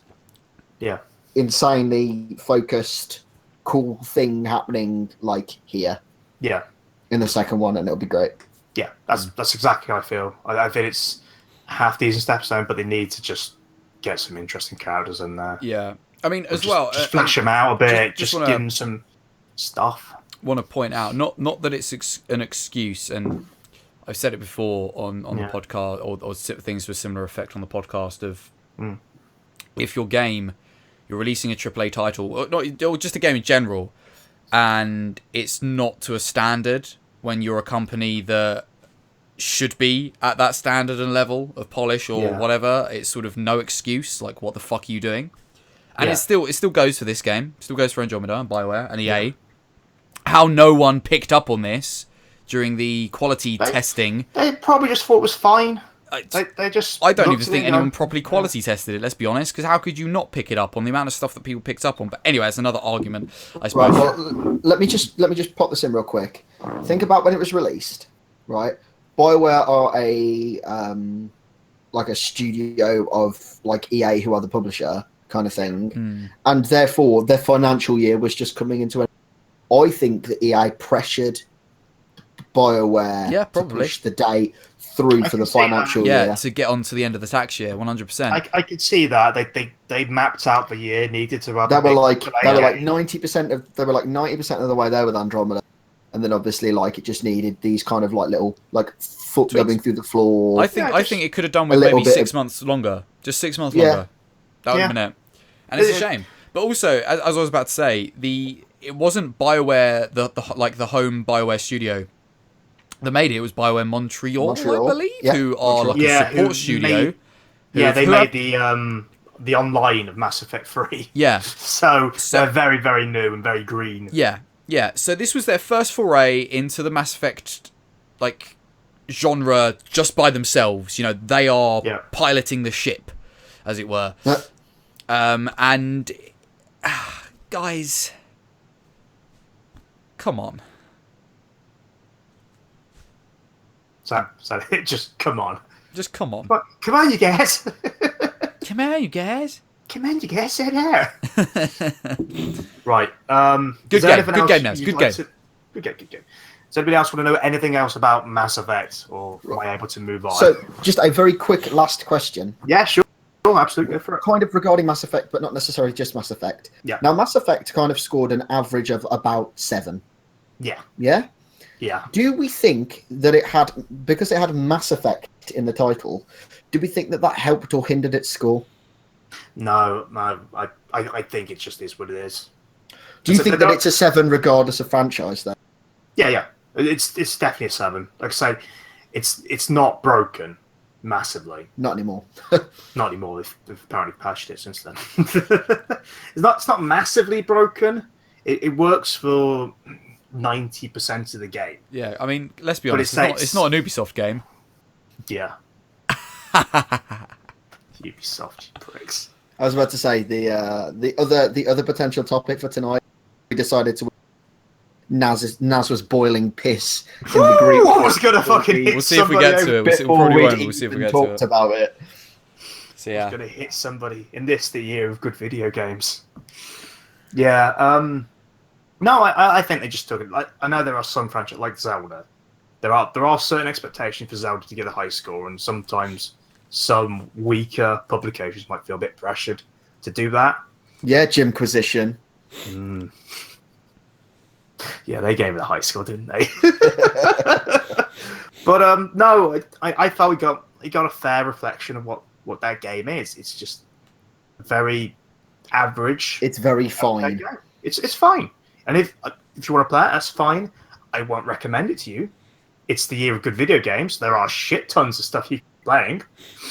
But if you want to play Mass Effect Andromeda, play Mass Effect Andromeda. It's fine. It's probably the bar for this year. You must be at least this tall to be included in the year of good video games. Yeah. Out of the year of good video games, where does Mass Effect score? Like, if Mass Effect had been released last year, same state that it was now, and 16 wasn't brilliant, really. It would have been one of the bad games that year. I still think it would have got the same score. Don't get me wrong. You can't change that. It's what it is. But I think people would be talking about it a bit more than perhaps People would have been kinder to it, do you think? not score-wise, maybe words-wise. Well, yeah, like, I mean, just generally speaking, the buzz would have been kinder. The buzz would have been kinder. There'd be more stuff about it that wasn't just this game's buggy. Fair Yeah. enough. That was just a sort of interesting thing to round off that little Mass Effect-y bit. Then I guess It's good. Yeah, it's good. It's an interesting question. It's something we always think about. Probably since Gamergate now, really, where people have been like, "Oh, reviews are corrupt." It's like, well, no, they're not. There's just there's a perception now, and there's an expectation for them to almost be corrupt. So it just comes down to the fact you just got to use your head now, really, and just see who you can trust, and then follow. How your own head about as after a that. rule, everyone, we stop pre-ordering games? Yeah, I would like that to Stop stop. fucking pre-ordering games. For the love of fucking God. Stop doing it. It does need to stop now. I am Stop. the game since I started my job 2 years ago now. I just get them from work now. I just walk didn't you in. pre-order like the Switch and Zelda? No, I did initially, but then when we got them in at work, I just had them reserved for me at work. Just easier now. Fair Just enough. easy to go. It's at work. I just walk up to work and pick them up. That's good. Right. So, could I talk about my Persona 5 now? Yes, go Fuck on. yes. Off you go. The best game ever. Let's do it. The second best game of this Persona year. 5 me, Naz. Persona 5 year. me. Oh God, Rob, what do you want to know? What can I do to whet your appetite for this? Just lay it on me, buddy. Lay it on me. Lay it on you. Lay it on me so like you a remember, thick slice of goodness. I'm just gonna butter that bread up. Bam, bam, Stop it, bam. Naz. Oh God. So obviously there's the controversy which we will address. We will address, and it does affect people's perception of the game. But it's so very good. I don't know how to. I was thinking about this the other day. I was having a walk out in the sun. It was a lovely day. I was thinking about coming on the podcast. And I was thinking, what am I going to say? What's the buzzwords I'm going to use for Persona 5? What's them key And I words? think it comes down to the fact that I feel it's like Final Fantasy for this generation now. It's like the cool game. Okay. Like, you know, it's not the one that gamers are like mostly aware of. It's like the one that like cool people go out and play. So I was like, have you played that Persona 5? I was like, no. Have you played that Persona 5? Have you got on that Persona 5 kick? It's so very good, so very good. And we've had we got a Facebook chat where we're all in. We all have a chat about it, and I'm there watching Josh talk about Kingdom Hearts, and I'm there thinking, oh God, this game's probably for you. If these are all your complaints about it, this is going to be the one. So, Persona 5 is a JRPG made by the fine people of Atlus, who are sometimes dicks, but not on purpose. They don't Get into that later. Oh, Lord. get to that later. But essentially, you play the role of a Japanese student who you can name. I name mine Hideo Kojima, of course. Naturally. It's great. Hey, Kojima, how are you doing? So Hideo Kojima even looks a bit like him. He's got glasses and dark hair. And Oh, everything. did you name your group Fuck Konami? No, I named them the Space Ghosts. Oh, Konami fuckers. I should have named it Fuck. I'll do that on New Game Plus. You should have just named them Konami, I think. And then, like, Maybe. rebel and leave the group. Oh, the group's all about rebellions. The whole game is about teen rebellions. So, like, there are a bunch of like shitty adults, and you infiltrate their hearts, sort of, and steal their distorted desires. Anime. So that's where, like, it's a bit anime. It's quite A bit anime. It's anime the game, bro. It's anime It's the anime game. as fuck. I'm not complaining. I'm just saying it's anime the game. It's anime as fuck. But it's a very modern RPG. So right, you can see the enemies on the screen. They're like just like generic shapes, and then once you're in the fight, they change and they actually show their true forms and stuff like that. But you can follow them around. You can like ambush them. So like and there's like a very basic cover mechanic when you're exploring. So you'd be like hiding around a corner and stuff like that, and you peek your head over and go, "Oh, okay, he's there." You're gonna sneak up behind him, ambush him, get the drop on him, which is good. But where this differs from other games, that you've got this world where you're doing battles and stuff in a turn-based manner, really nice battles, really stylish. manner. This game as well. Love a turn-based Super. system. Yeah, it's super stylish. It Like, I like drips the in art. style, just oozes it. It's oh god, like even like the dialogue boxes have got like minor animations to them. It's so good. But so you've got the metaverse where you've got your dungeons and stuff, and you're trying to steal things. You'd be a cool thief. And then you've got the other side where you're a student. You've been transferred because some bad stuff happened. You've got a criminal record going into this, and you've gone to a new area with a new school, and you're off there. You're making friends and stuff, and you're just pottering about doing everyday life. It's really great. It's so great. I love the contrast between the real world and the metaverse. Because one of the first metaverses you go to is of your gym teacher, who's a real dick. And the game hammers home every single one of these parts that you enter. This guy or woman, whoever you infiltrate, is a bit of a dick. And it just like, it gets to a point where you're like, yeah, you've already established your dick. Why do you keep being a dick? I get it. I'm going to take you out. It's fine. So, like, the main thing about it with your teammates and the way you sort of make them stronger, it's not just through battling, but also being friends with them. So you go out and you'll hang out and do stuff like that. But then you've also got to build up, like, your social stats. So, like, you got knowledge, guts, kindness. There's a couple of others. I can't remember. Charm is another one as well. I boost up a lot of charm. He's a fucking charmy son of a bitch. It's my guy. Just like you, Naz. Yeah. And that helps to build up your stats for them later on. They'll be you have to fulfill.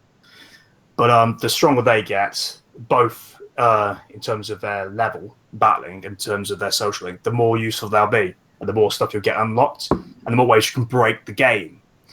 So if you cause a critical hit, you can get another turn. But if you've got a good enough social link with somebody, they can pass that extra turn off to somebody else who can like get in at that opponent's weakness or another opponent's weakness. And it's just there's so many like interconnected pieces, and it avails it so slowly and gradually. It's an absolute piece of work. It's amazing. It's so good. I'm looking for a copy of Persona 4 as we speak because I want to play that shit. It's really good. See, I've heard that Persona 5 is similar to Dark Souls 3 in the sense that, like, it's apparently Persona 4 is very hard to get into, whereas, like, Persona 5 really slow.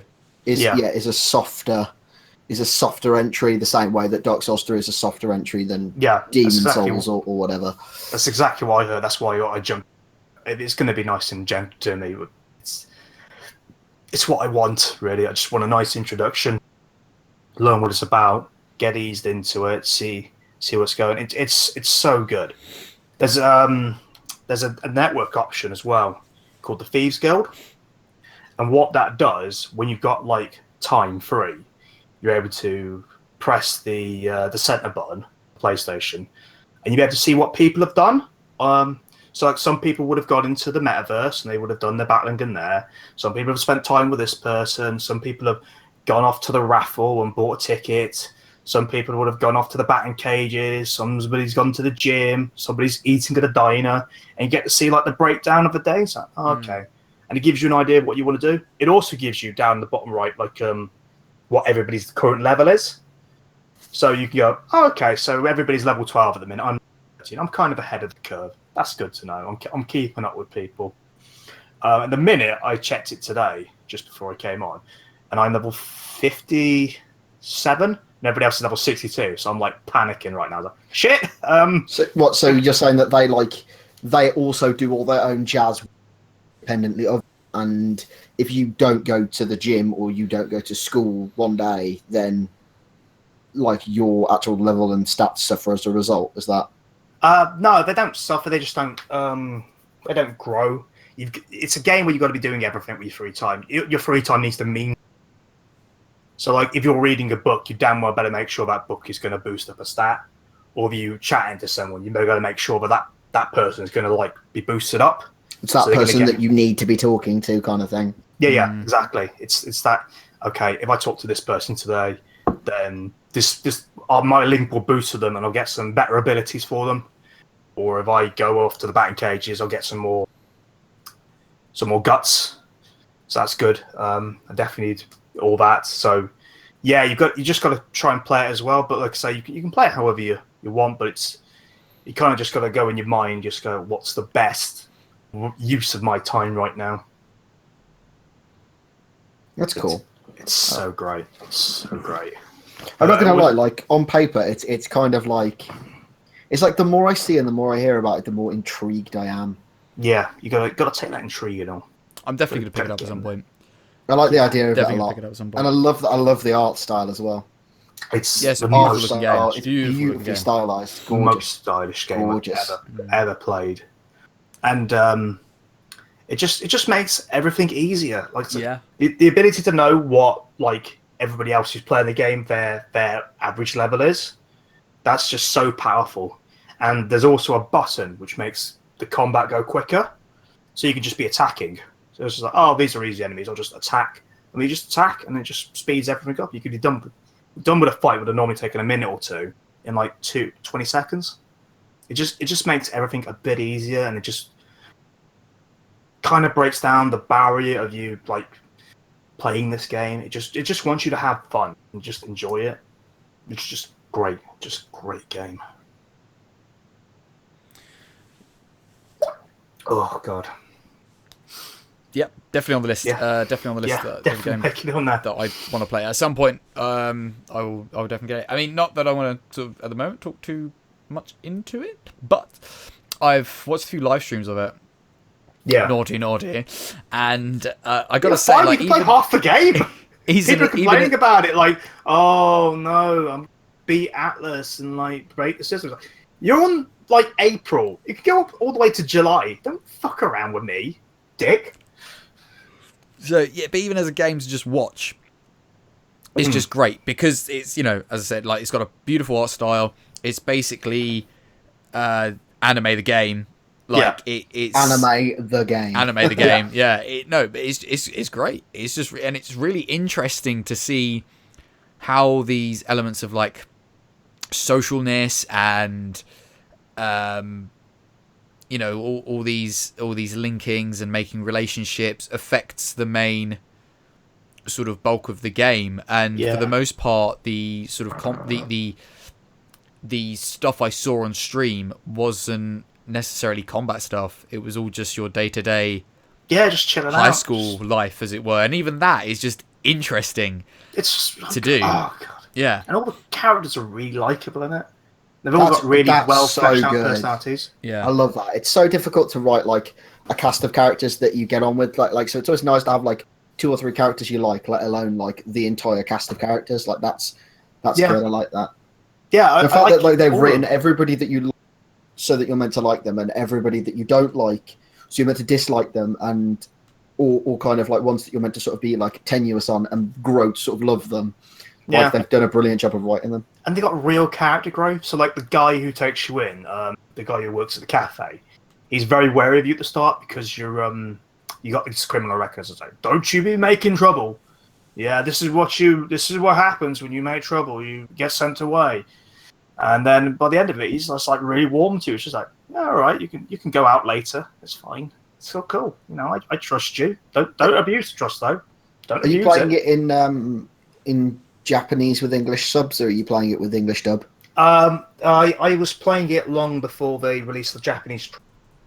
I missed it. I was first playing, but I'm going to go through it again with the Japanese track. I think that'd be a good experience. Nice. But yeah, it's Persona 5. like I just think a lot about that game right now. It's Just it strikes me as Inception the anime. yeah, that's it. It's basically Inception the anime. It's that simple, really. You just- Inception the high school anime in Tokyo. Yeah.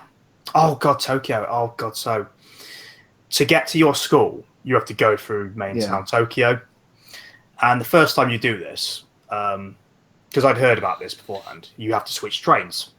So, okay, so I've got to switch trains. And the first time I rocked up to the station, I was like, oh shit, where am I going? Everything's in Japanese. Which way's out? I mean, luckily the game sort of stops you from going anywhere you're not supposed to, and it funnels you the right way out, but it was really jarring to just go, this is a big fucking station. Jesus. What's the way out? I had to go ask the man. Oh, that's brilliant. The fact you have to go ask the bloke which I like that train he's a to man, go. though. Is it, Oh, excuse me, sir? God. In a game, What's that's the train great. to It's school? fantastic. I'm lost. So the problem with being like stuck in Tokyo as well is that like if you're running like 2 minutes late and you need to ask the man, the train left 2 minutes ago. Like, because the trains are so efficient in Japan. Yeah, So- luckily it's not that kind of time scale. It's more like you're broken down to day, after school, evening type Oh of right, cycle. so you've kind of got like a before the school section, and as long as you get on the train before like that finishes. Yeah, and You'll then I get to say school on time. it'll skip that trip later on. So like you'll because it knows where you're gonna go. So yeah, it's a school day. Of course you go to school. Why would we make you go to school? Like the whole journey, just go. It's fine. Where else would you go then if not to school in a morning before school? So like Sunday would be your day off. There's a couple of other days off. In Japan, they're a bit more generous, I guess, with spreading out the days off because they've got a 6-day school week. So you'll like go Monday to Saturday, yeah. At Is school. that a legit thing? That's a legit thing. Damn. You learn a lot about like Japanese culture. I culture. suppose Well, from you that learn- perspective as well, it's a super interesting game. You learn a bit about Yeah. Japanese. You learn a lot about coffee. You learn so much about coffee. I'm Because fine. you'll make a cup Sign of me up. coffee, and then the Anime the cafe coffee that comes game. Along, he just goes, these are Colombian beans you've used, and you get like 2 pages of text about Colombian beans and Just how why wouldn't like you? the particular blend and what it's supposed to do with it. The game loves Fantastic. coffee so much. Don't we all? It's probably why the game's so fucking good, because they put so many hours in drinking coffee to make Persona 5 probably Getting arguably one of the best games this year. Easily top 2 for me so far. Whether that happens Easily. or not, we'll find out Mm, with what's Yeah. happening with it. yeah, we'll find out. But no, it's I recommend that game to anybody really who's interested in RPGs. I was about to say, do you recommend? So here's the test. Do we think that Josh would get on with this game? I think you would. I The think it's anti-JRPGer. I think Fucking hell. it's a lot. That's a easier. tall statement. It does a lot of legwork for you. Like let's say somebody's got a weakness to lightning attacks. You will be able to tell that if you do the lightning thing on them, and it goes no. And then from then on, you'll know. You won't have to go into like a scan app. There is a scan thing there, but the second you select the attack, so something could be strong against like physical attacks. So you could have the option highlighted. It's like, nah, mate, that ain't gonna work. Try someone else immediately. Don't even bother trying that one. Just try someone else. It will visually highlight it at you. But the visual prompts of the game. Well, are that's great. nice. So and it just takes a lot of busy work out of the annoying stuff. Is it kind of like more like dismantling Y and stuff then during combat than it is actually the actual difficulty of the combat? Yeah, I'd never claim the combat was difficult. It's not as difficult as per se something that would like do class roles. So like a traditional Final Fantasy game. Yeah, I was going to say like a Final a Fantasy white game. mage or a black mage and stuff like that. It's more like Final Fantasy 7, where like everybody can attack and everybody's got like relatively decent stats. Some people will be better at magic, or some people will be better at physical attacks. But Like everybody's Cloud is roughly. probably a better fighter than like Aerith or somebody. Yeah. Like But it's not to say that everybody can't attack and everybody won't get a good hit in. But it's just like saying, okay, this person is going to get more healing skills than anybody else. It's probably a good idea to make them healer, but they can still fight. They've still got some like usable attacks in there. So it's that So it's kind not of thing. it's not like a class-based system where No. this is your healer, they do nothing but heal. Don't use them for No. anything else because it won't work. You're not No, sort of they're more like- stuck to those roles. They're more like elementally based. So somebody will get like wind magic attacks, and somebody will get fire magic attacks. That's Okay. your main. oh, That's okay, your so main it defense. kind of locks them down into sort of the elements rather than Yeah. Activity So classes. that'd be that's it. cool. That's the main thing. So if you know someone's going to do an ice attack, you go, well, I won't have my fire class in there. I'll have my ice class because then that will protect them later. Is that what you'd say is like unique to Persona 5's turn-based combat, or is there? I mean, because there's tons and tons and tons of RPGs, mainly JRPGs, Yeah. that are all turn-based. But I suppose some of them bring in, different elements which make them really interesting. Like I loved the element that Lost Odyssey had, with the Oh, it's such a good game. timing those sort of like rings correctly, so you got like critical hits and stuff like that. That was really like nice. Made you feel like you're actually doing something a bit more in the turn-based combat. But yeah, is there anything sort of like that, or is it literally just that elemental style that is the real difference? Yeah, I say like you have a gun as well for like taking down some like people who are flying about. Yeah, but say it's more addressing an issue. So like somebody's weak to that element, or they're weak to this particular attack. I need that person in there to sort that out. It's more about the stuff for the combat that makes Persona unique is the fact that it sets out all these rules, and then gives you a bunch of people you can talk with in the real world. Yeah. Who will then proceed to break those rules. So initially you can't swap out party members mid-battle, but then there's a person you can talk to who will, as you slowly build up with them, you go, okay, so I'm at level 1 confidence with this person. My character can swap people out, and then by level 10, it's like, oh yeah, everybody can just do whatever they want. They can just swap each other out. It's fine. Why bother? It's stuff like that just breaks it down. And like, oh god, I haven't even talked about what is actually unique about it. So. Make it quick, Naz. Don't want to rush you, but make it quick. We'll round off the first half. You'll knock people down sometimes, and you'll like pin them down, and you'll hold them up. And when you're holding them up, you can negotiate with them. So you can go, "Give me an item, or I'll kill you." It's just like, okay, have this item, or give me some money, or I'll kill you. And you can negotiate with them. You can have a nice. Is the option always, or I'll kill you? Well, you're putting guns at them, mate. So yeah. Yeah, it's very much aggressive negotiations, right? But like, if you want to do like get them on your side, acquire their power, it's like, oh, well, we'll have a little conversation first. So, what do you think of butterflies? I think they're okay. Oh, me too. That's brilliant. Let's be friends. It's like, okay, cool, awesome. Got a new friend. So you can get like new personas for yourself that way. It's so good. Nice. What, just by randomly talking to people about butterflies? No, it's talking to monsters about butterflies. Oh. Persona power. So you're like negotiating with them. Just go like, yeah, I like butterflies. Yeah, cool. Come on. We'll come on over. Battle. Come on over. We've got loads of butterflies over here, mate. Yeah, loads of butterflies. We can't get enough of butterflies. It's a butterfly garden over here. Yeah, mate. It's really good. It's just a really good game. It's so good. But yeah, I'm done pontificating about it now, because now we've got to slam it, I guess. Okay, well, ladies and gentlemen, that is rounds up the very long, oh my goodness, hour and nearly 40 minutes we've been talking. Usually it doesn't take that long. I said we'd be like 40 minutes, then we'll take a break. I warned you I was going to go on about this. It's fine. It's fine. It's not your fault. It was all of us combined.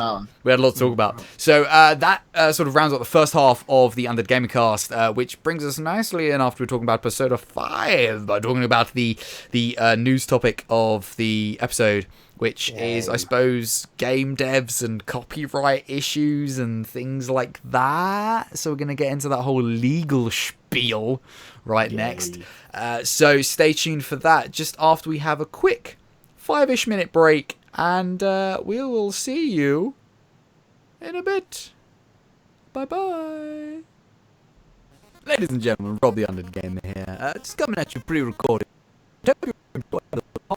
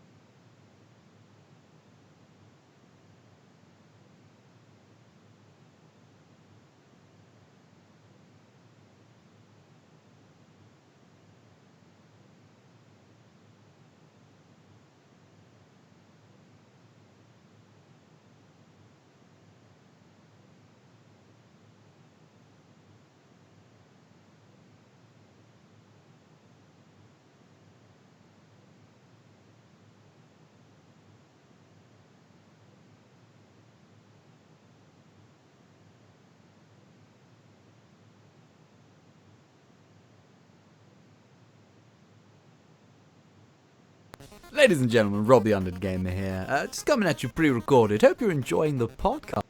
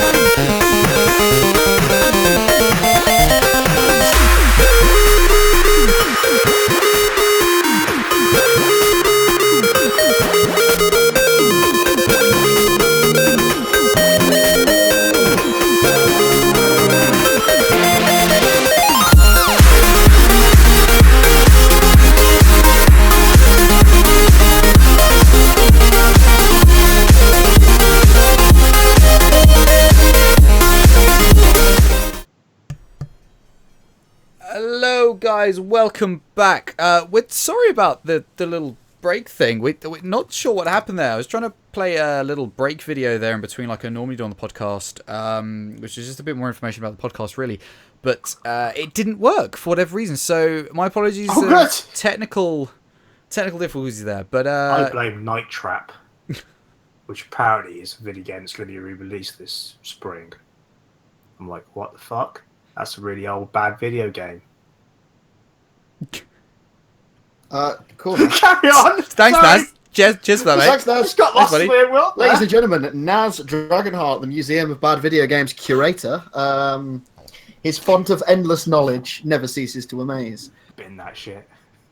So yeah, long story short, there was meant to be a video. Sorry it didn't play, or it did play, but the audio wasn't playing. Technical difficulties, don't know what was wrong with it, so my bad. Sorry. Right, so part 2 of UndeadGamingCast. Let's crack on. So as we discussed, we were moving into this part of the show where we talk about the news topics of the episode.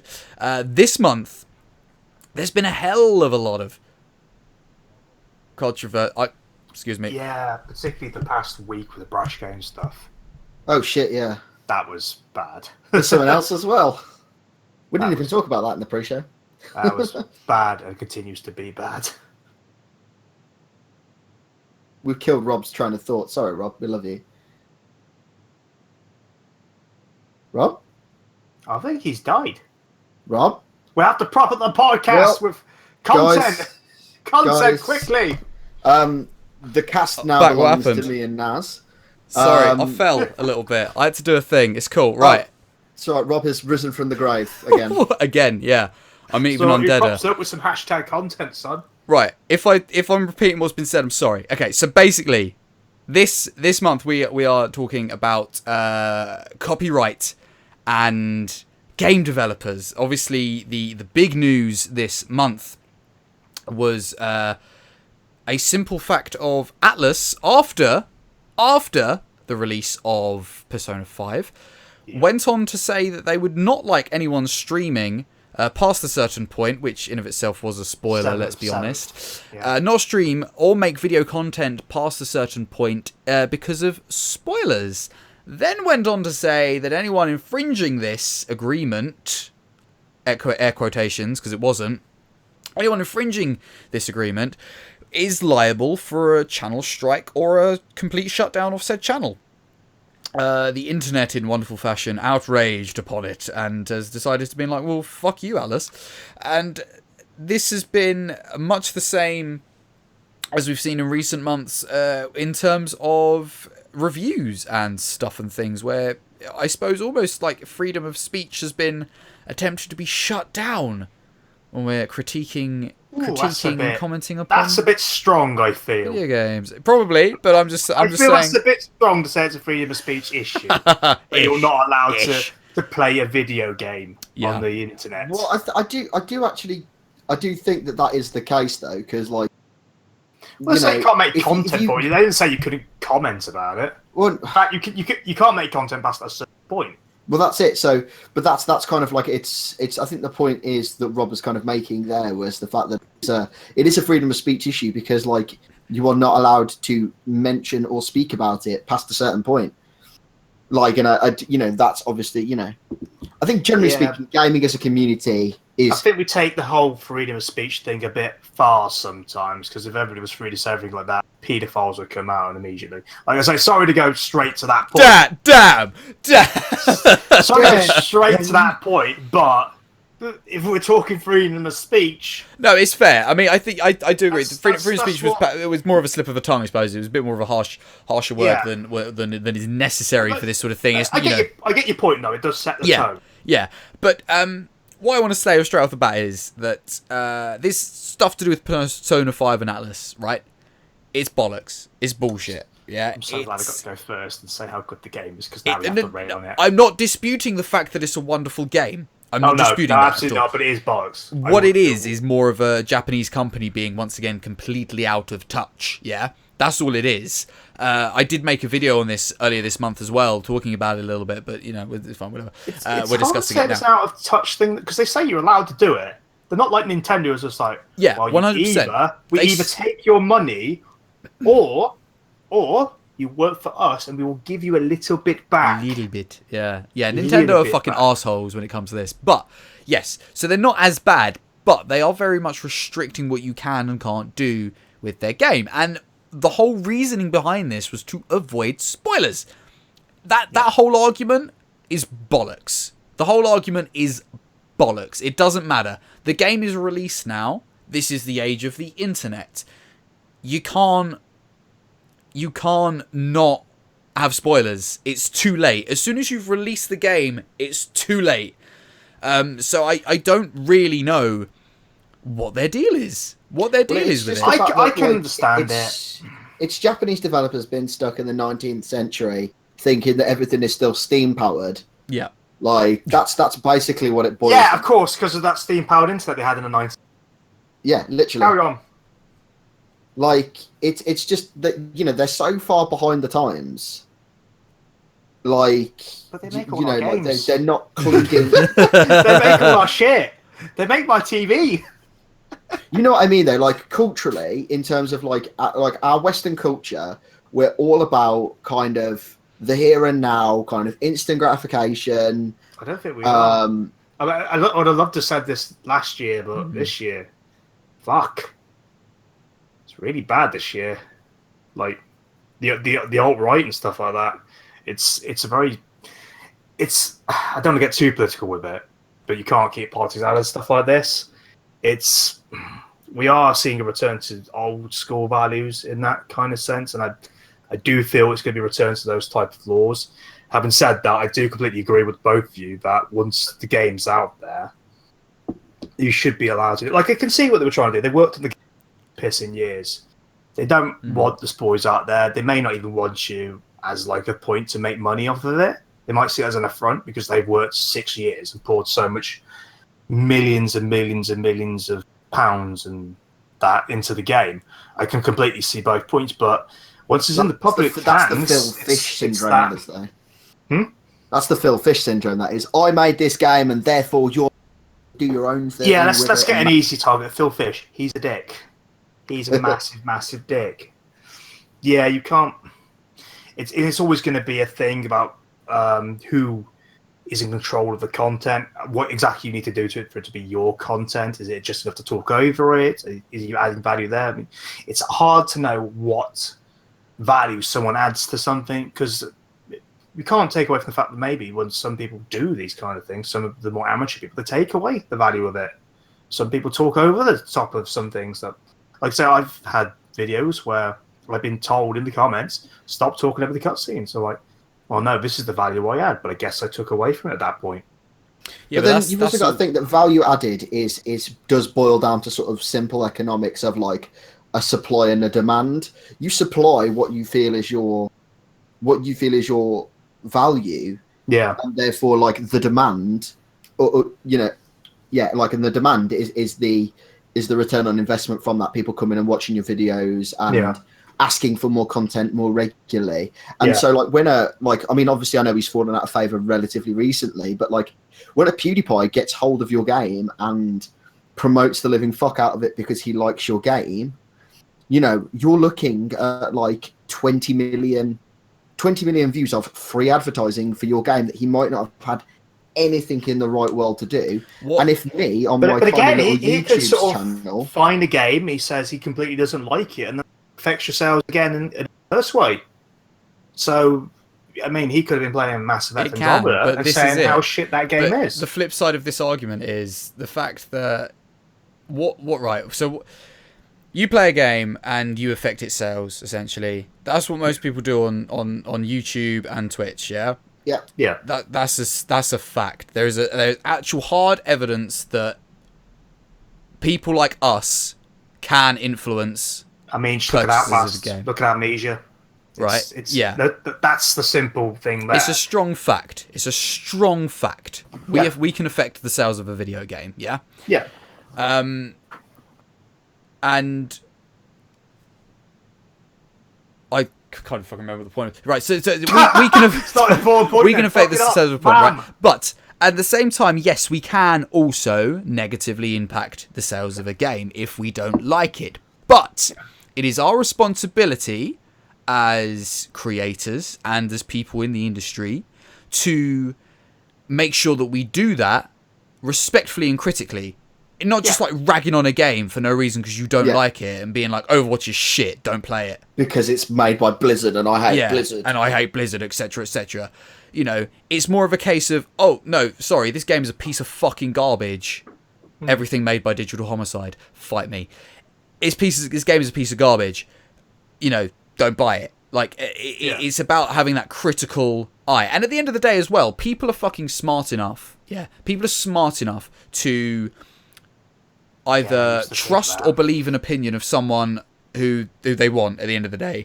If, for example, I'm saying I don't like this game because it's an RPG, and I don't like RPGs, for example. I love them, but do you know what I mean?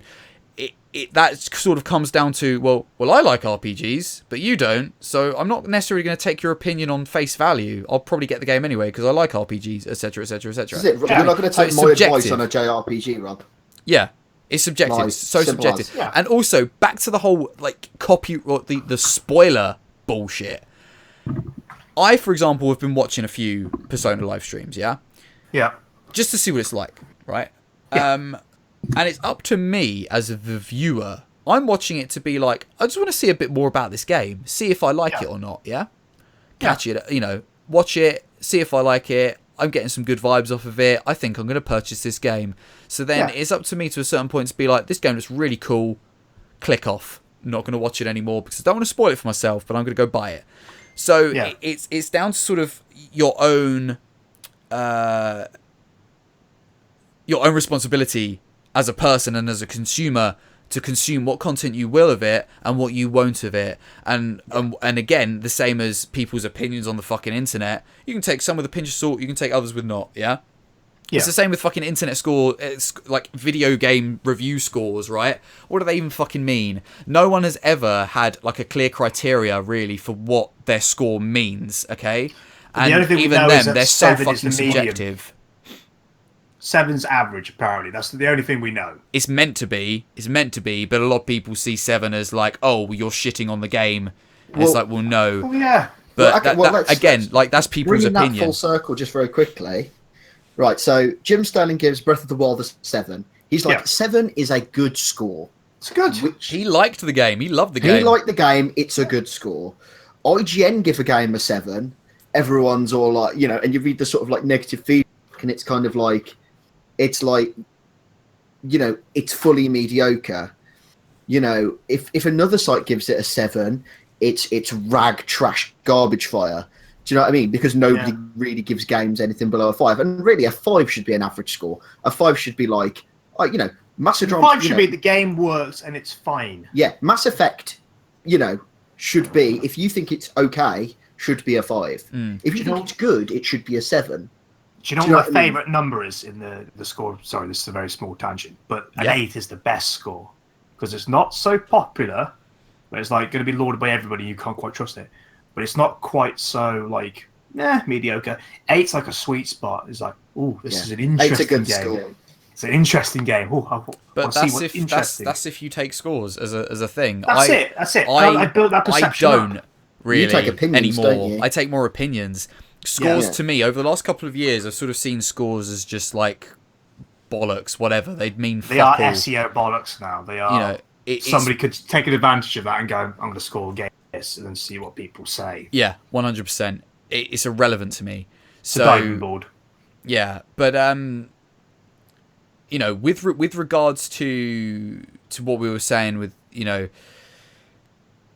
there is no evidence that supports the fact that some people don't buy games based on watching people live stream a game. Yeah, there's no evidence at all for that. You either watch the game, you're either watching that live stream because you're interested in the game and you're thinking about buying the game, or you're watching it because you don't really care but you want to see the personality who's playing it. Yeah, absolutely. That's straight up the fact. And as I said, with regards to the spoilers, it's going to happen. Age of the internet, plus the fact that, as I said, people are smart enough to switch off. I've watched a good half an hour of this. I feel like I want to purchase this. I'm not going to watch any more because I want to experience this game myself. Thanks for the live stream. Yeah, I totally agree. I think the other thing as well is that, while I do agree that, obviously you can't not agree that streamers have this, or YouTubers have this adverse effect of making or breaking games sometimes. Generally speaking, if you do your game's shit though. Yeah, that's it. So if your game is shit, then it is not the content creator's fault that your game is shit. You shouldn't have released a shit game. Yeah. And obviously all things are objectively shit or subjectively shit. I love Overwatch. Life are subjectively shit. Life is shit. I love Overwatch. I know people who fucking think it's garbage trash fire. Do you know what I mean? Everything is an opinion ultimately.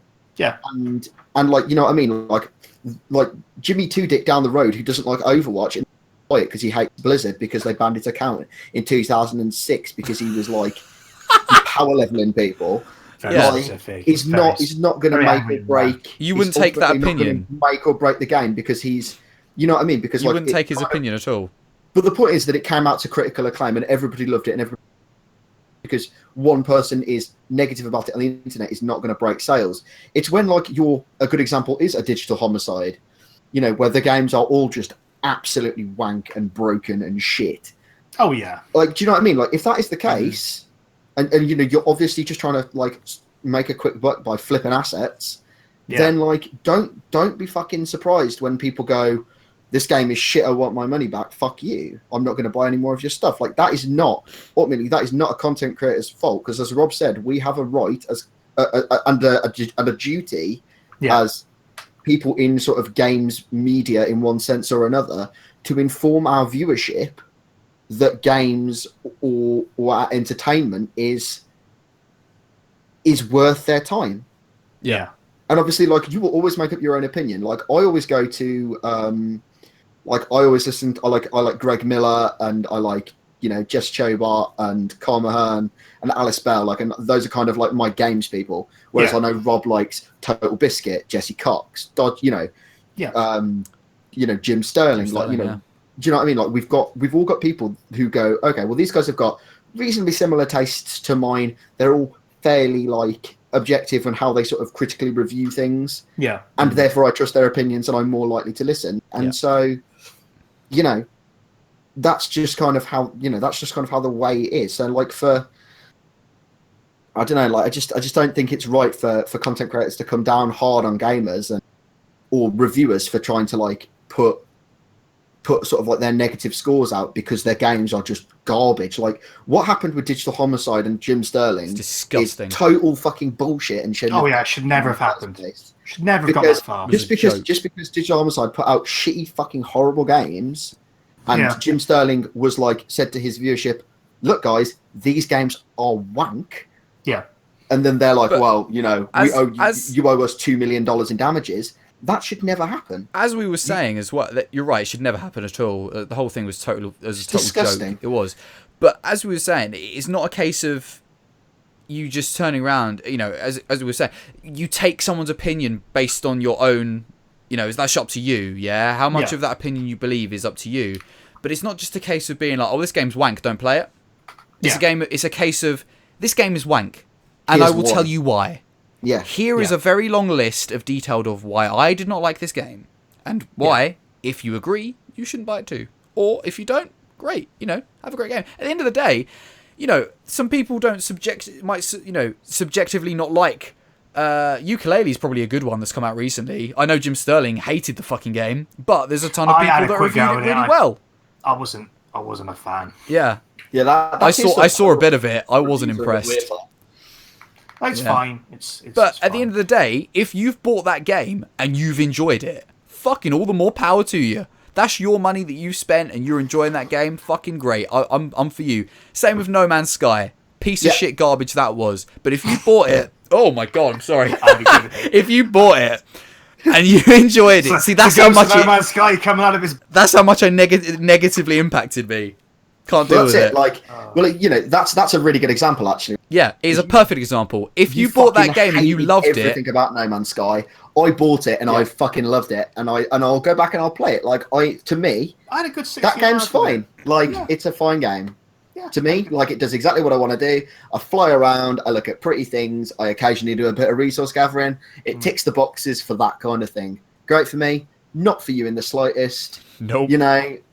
I mean, I like my games with gameplay. The PR side of that is a whole fucking different story. So, just to try and bring it back around to what we were initially talking about, do you believe there's any games that we shouldn't be streaming, we shouldn't be spying? Because I don't know if you're aware of this, but there is a list of prohibited games on Twitch. Oh, really? Yeah, but they're all dirty sex games, aren't they?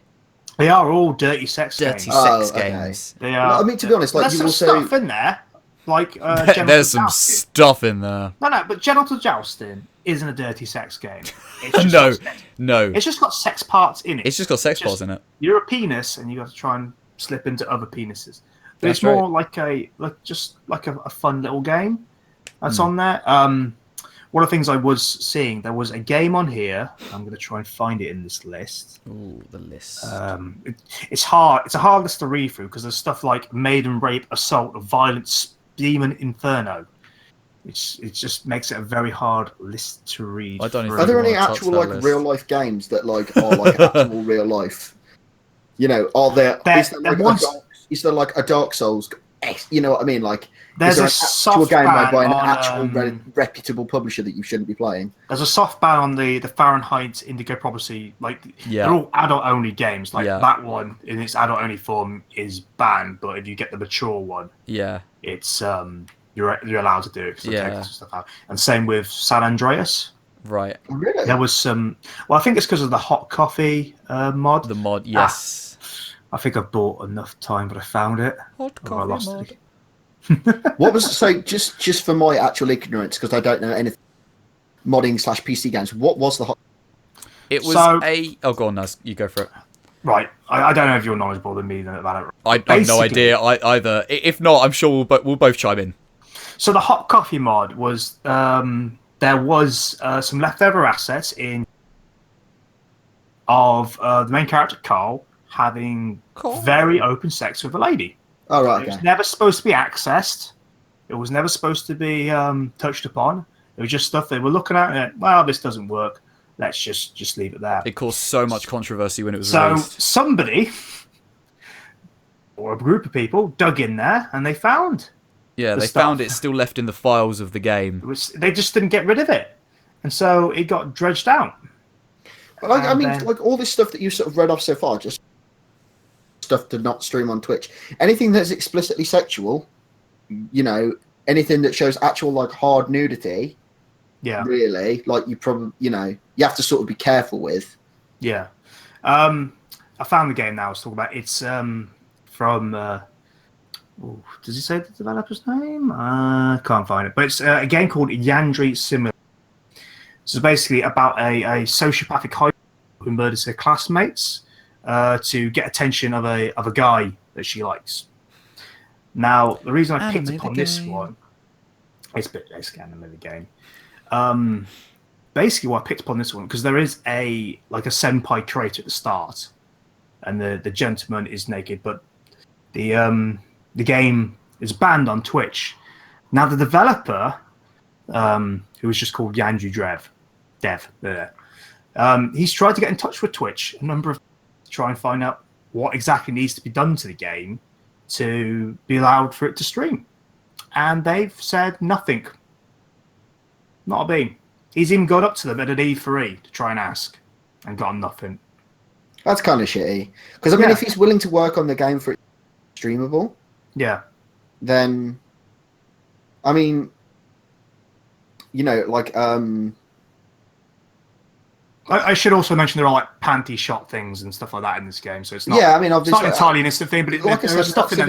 lots of it's round. just common sense. Lots of it's just common sense. Yeah. That you wouldn't, you know, you wouldn't make YouTube videos on this kind of thing for. Yeah.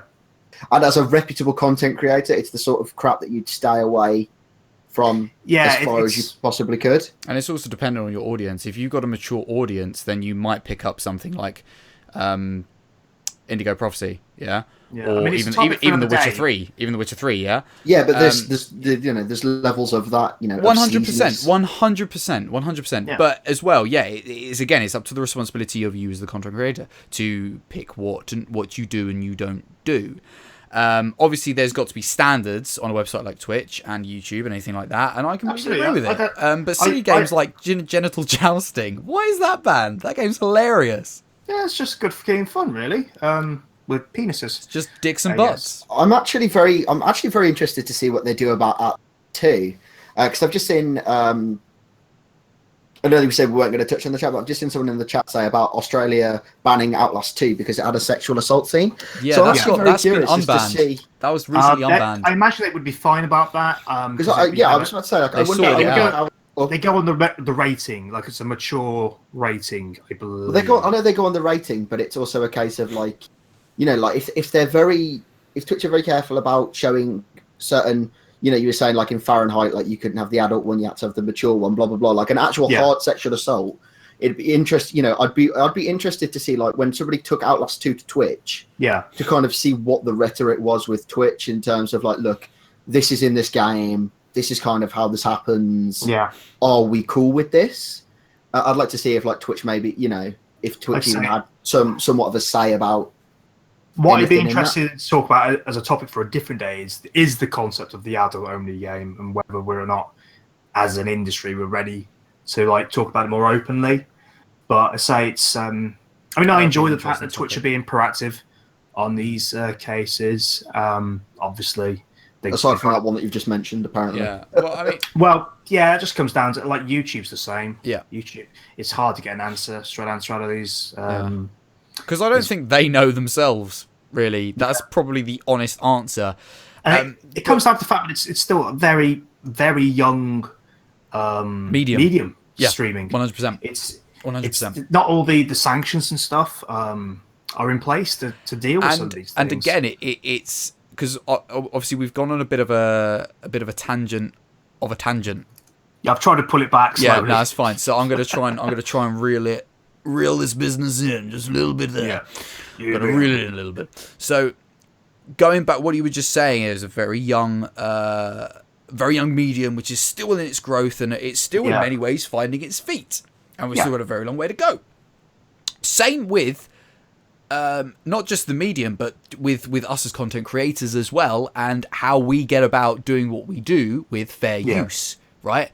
And I'm going to reel it in a little bit more and take it back to Persona 5 on Atlus, with them saying that people can't stream past a certain point in the game, right? Yeah. One, I just want to point out, that was just a blog post, right? Which came out after the release of the game, yeah? Yeah. It was not a legally binding document. It's not even a legal document in the slightest, right? No. And it's also, it would have been a little bit different had it been a terms of use when you load up the game and it was in the game. That could have been different from that sense. But, so, it really... Just before we go off on a hard point, sorry, Yeah. what would have just been even nicer is if Atlus had just, look guys, Persona is a fucking awesome game. We'd really appreciate it if you didn't stream past X date. Yeah.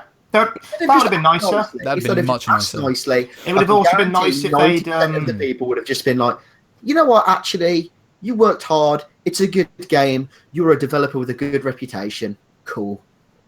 It would have also been nice if they just... But they've just done it to spite... Like, people are just doing it to spite Atlus now because Atlus have kind of... Which is a shame. I feel they're in the news for the wrong reasons. But so back to what I was saying. Destroy sound effects. It's always destroy sound effects to happen. Yeah. Yes, 100%. 100% has.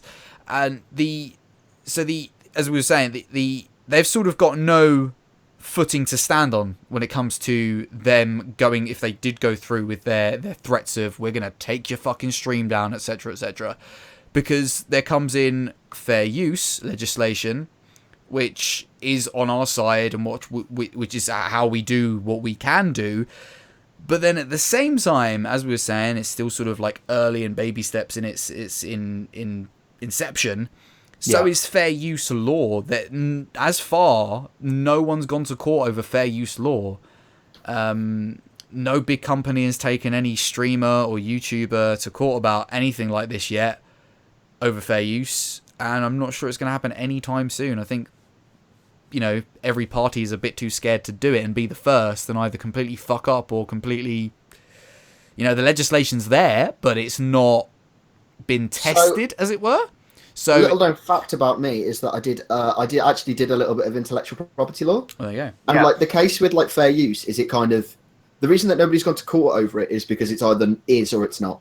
Yeah. It's very it's a black, it's kind of almost like a black and white thing. It's not really like it's you either can put like you can either put your case towards it and then YouTube accept it and then the developers have to shrug their shoulders and go, okay, fair enough, okay, whatever. Yeah.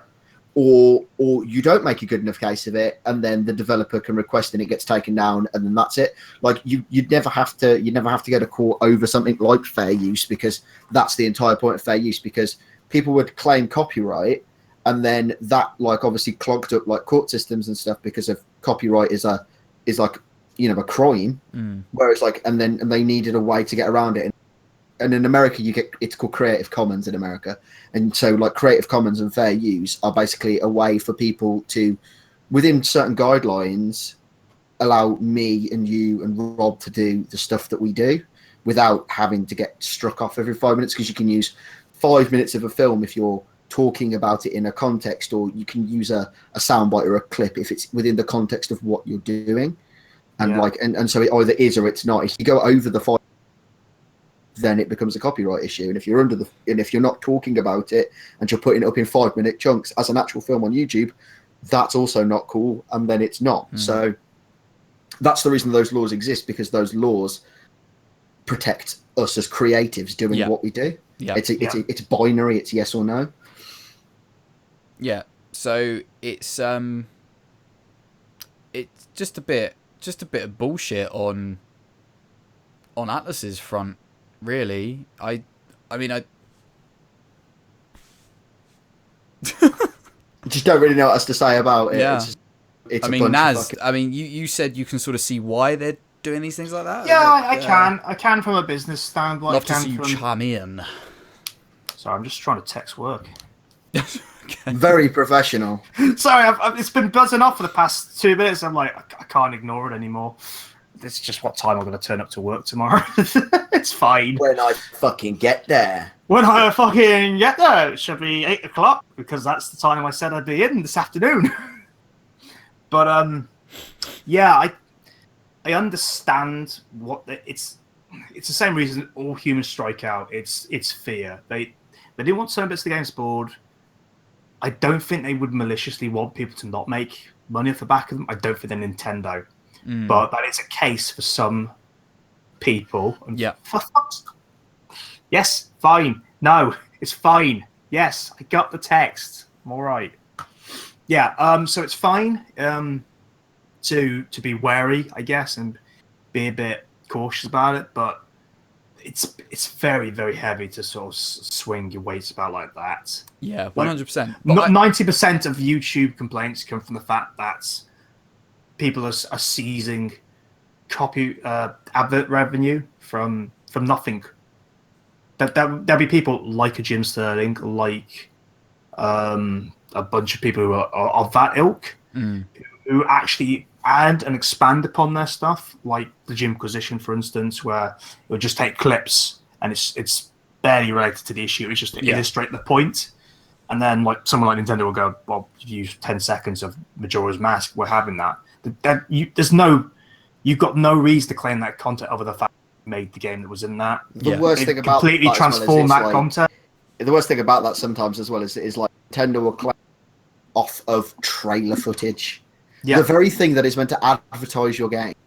Yeah, and it's happened a lot of times. I think a lot of the Deep Silver games have done that. I think, Christ, there was some footage from the Game Awards that they put up on their own channel, and then they claimed the copyright off of that, so they took it down. It was something along that ilk. I think I remember that happening. But it was just like, it's just... Fuck me, Dad. I've officially heard it all now. Yeah. But this is it, and this is the funny thing, yeah. As we were saying earlier, right at the start, yeah, streamers and YouTubers completely impact sales in a positive way, right? Yeah. There is no, like what you think a company thinks they're losing in ad revenue that a streamer or a YouTuber is getting. Yeah. They're getting 10 times that with the sales that one really good streamer or YouTuber is giving to them. Right? Again, it comes that defensive attitude comes from the fear they're going to lose, and that comes from a lack of. Yeah. And you often see it with the big ones, like your EAs, your Ubisoft. People, not Ubisoft. If there's one thing I can say about Ubisoft, they will let you stream your games. Yeah. They will let you stream their average open world, boring, bland as shit games. Yeah. They're just bland. But this is it as well. I think you're right. It's big companies being scared and striking out, and also not sort of trusting in the fact that our audience are smart. Yeah. Yeah. The people at the end of the day, people that are going to buy the game are going to buy the fucking game. Yeah. No, that's it. You bought Persona 5 because you knew you wanted to play and buy Persona absolutely. 5, right? I knew I wanted to buy that game. I saw footage of 100% that game. Josh, on the other hand, wasn't quite sure, right? Still needs that little bit of convincing. This is where friends and streamers and YouTubers come nicely into the fray to persuade young, uninformed Joshua of his purchase. And he will buy Persona 5 based on that information, right? That's Call what me Joshua on air again, Rob, and I will end your life. I love you, Joshua. Fuck me, oh my god. My name's not actually Joshua, it drives I know, he loves it every time. Every time. It's a good job, you're my best mate. I would fucking end your life. But this is the point. This is the point. People are smart enough. They need to trust that their audience is smart enough to, whether they need convincing to buy the game or not, are smart enough to think, you know what, I want to purchase that game, so I'm going to stop watching this content right now. You see it with the Let's Plays. The start of a Let's Play, you get really good views, and then towards the middle, it starts to lull right off. No, this is true. Yeah. This is 100% true. I mean, like, obviously, I before I was there's a lot of Let's Plays on my channel. As I said, before I got full time on Twitch, like, I had a little bit of a YouTube channel. It was like 40 views for the first episode, and then like 30 for the second one, and then 10 for the third one, and It's then a crushing 5 environment. for the fourth Yeah, it just one. lulls off. It just drops off as you go through the series. Yeah. Yeah. So, you know, we lose as much money as you think you're losing, big companies. Probably more. No, actually, no, we are more. Just saying. Just saying. Just saying, we're doing it for you. Just saying. So, I think what needs to happen is less threatening language that we had in that Atlus post. Let's stop with the threats. Just be honest with us. us. Let us, like some companies have proven, all of the names of which have completely left my mind, and I feel really bad for it. But let us just extend the olive branch. Let us extend the olive branch to streamers and YouTubers, and see what we can all do. Because the reason we're doing this is because we love your fucking games. The reason we're doing this is because we love what we do, right? And we love the community we're part of. We love all of that business. And, you know, at the end of the day, there's a game I love. I'm going to stream the shit out of that. I'm going to play the shit out of that. I'm going to let's play the shit out of that. Yeah? And no self-respecting streamer or content creator is going to sit there for 6 hours and waste 6 hours playing something they truly don't like. 100%. I wasted 40 hours playing Mass Effect Andromeda. Do not underestimate. No, but you don't actively dislike the. No, I was bored for 40 hours. You were bored, but I've never done that. You were I'm still nearly intrigued 30. enough to play it for 40 hours. Do you know what I mean? It's not a bad. Do you know what I mean? Like, I'm not. You know, we're not going to sit here and play like some bullshit digital homicide game just because. Oh, no, not when it's actively bad. Do you know what I mean? Yeah. Like, we're not going to. Our time is precious, and our communities are precious to us. Yeah. Yeah. And like our communities are capable of achieving brilliant things. Shout out to the bridge, £200. Yo, I love your faces. Like, do you know what I mean? Like, and those communities kind of rally around a personality, and they also, and you make new friends through the games, and get new people on your adventure through the games that you're playing.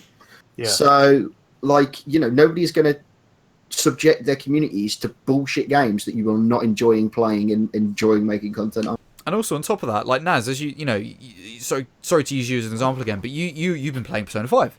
You're loving Persona 5.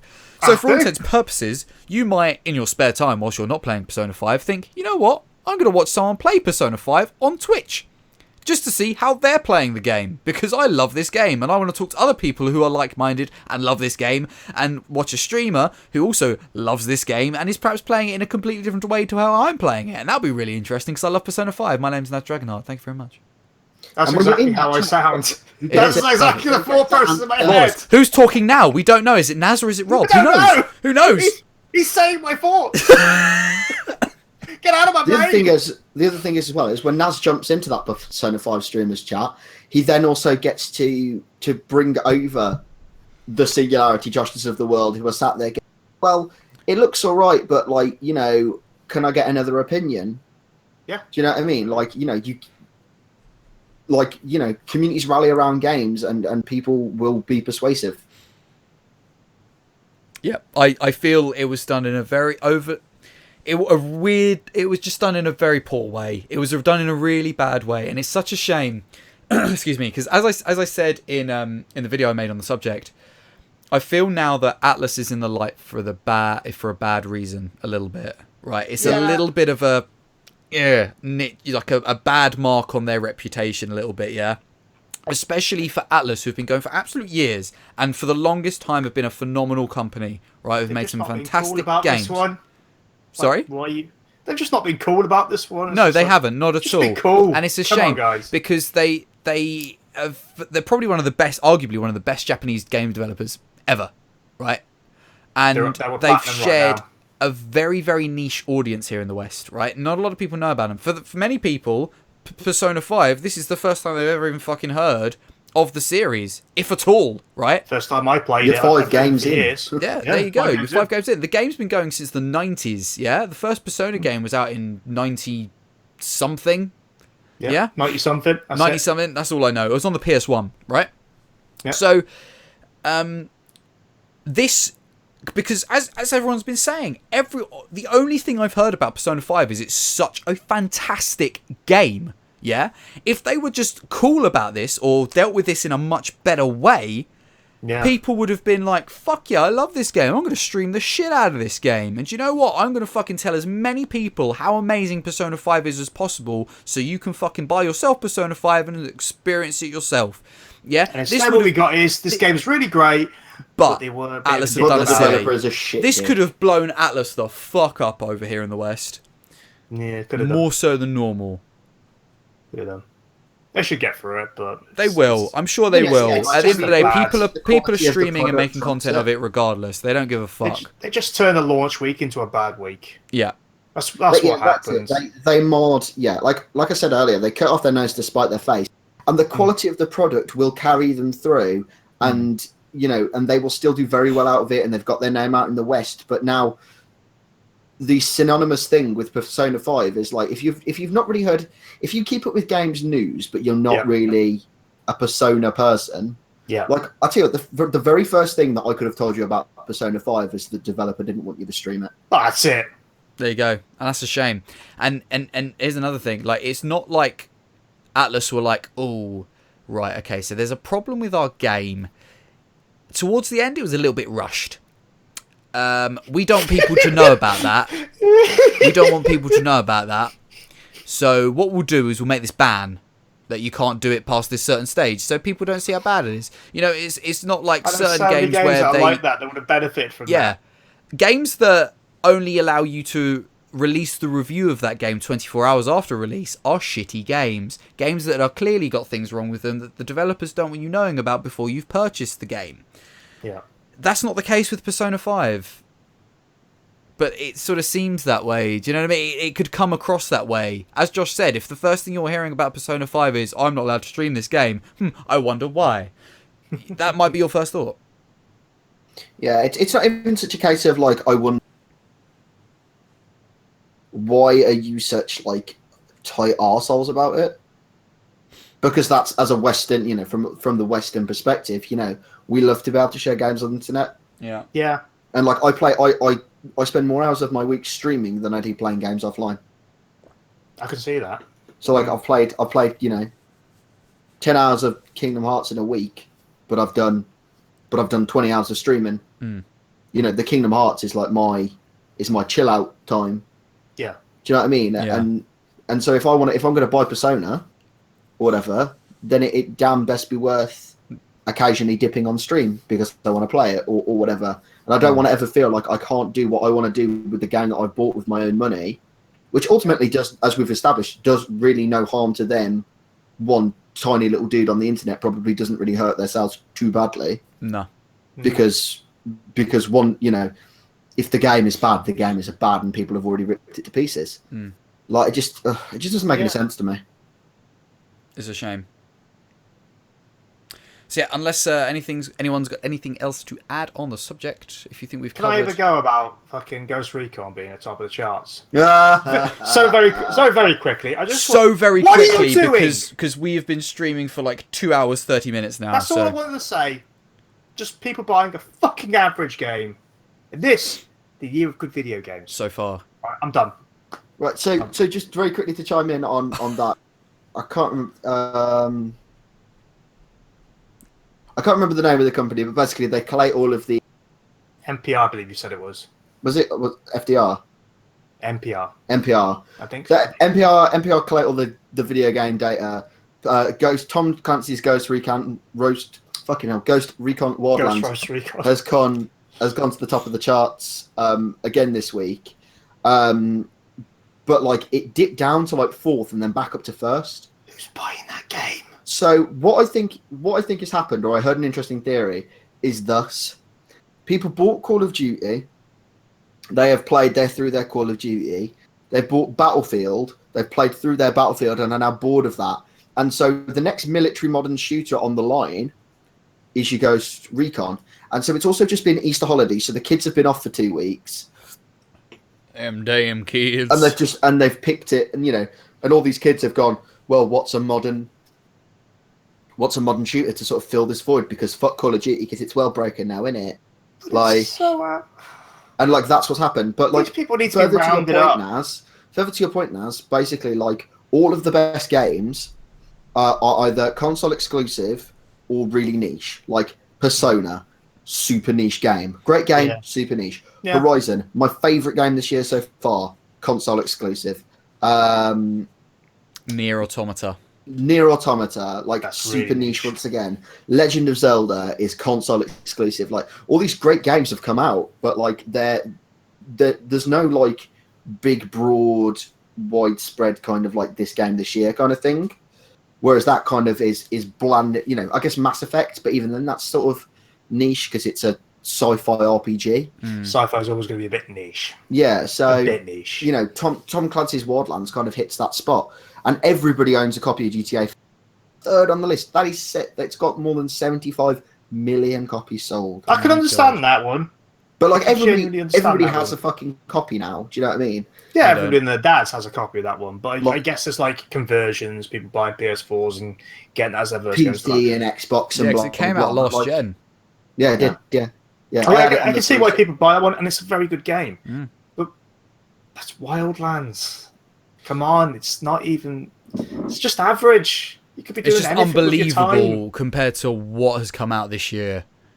In the last 4 months, and we're saying that is the biggest seller so far this year in a year with I don't know 4 whether months it's. I don't know in. whether it's the And we've biggest had seller so so this year, many- or if it's the weekly sales or the so many quarterly phenomenal sales. games. It'd be the weekly sales, but it's Yeah, gonna be up there if it carries on.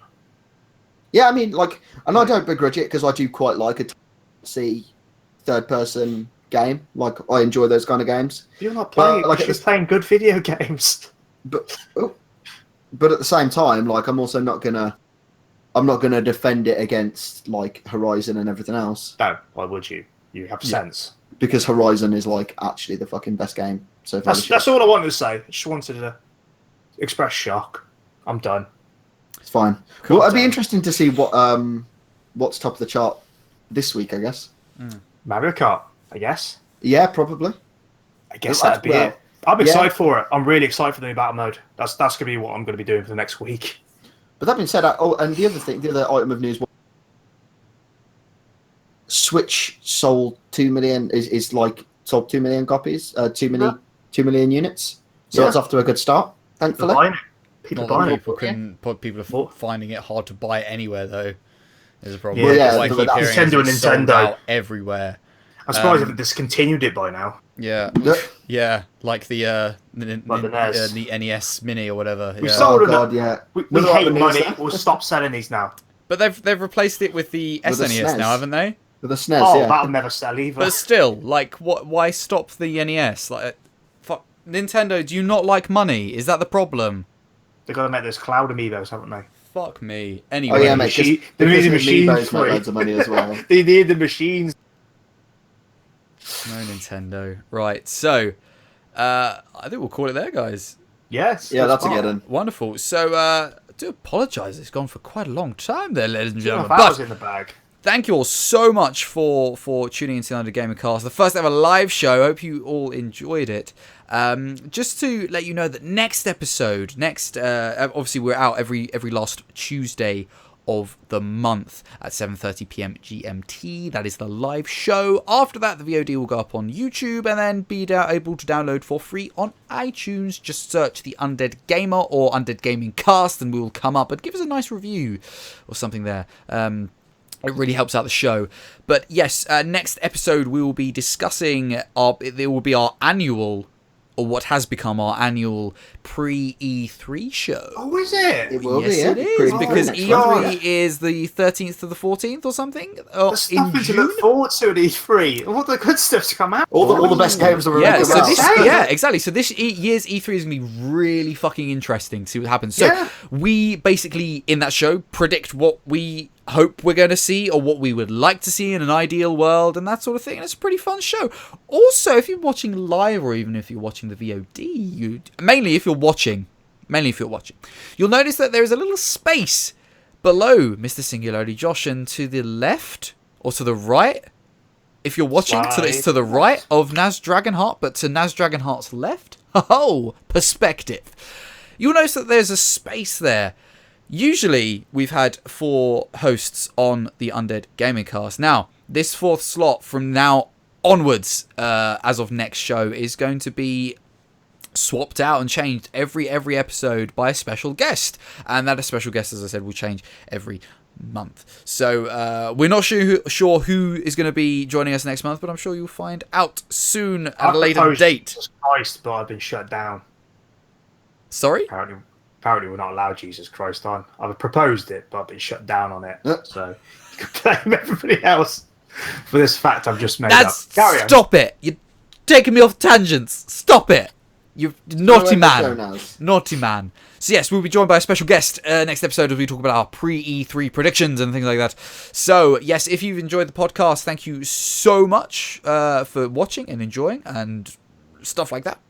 Please, by all means, give the Twitch channel a follow if you enjoyed the show to tune in next time. Or, subscribe on YouTube, or even subscribe to the podcast for free on iTunes, which you can download for free, because it's free.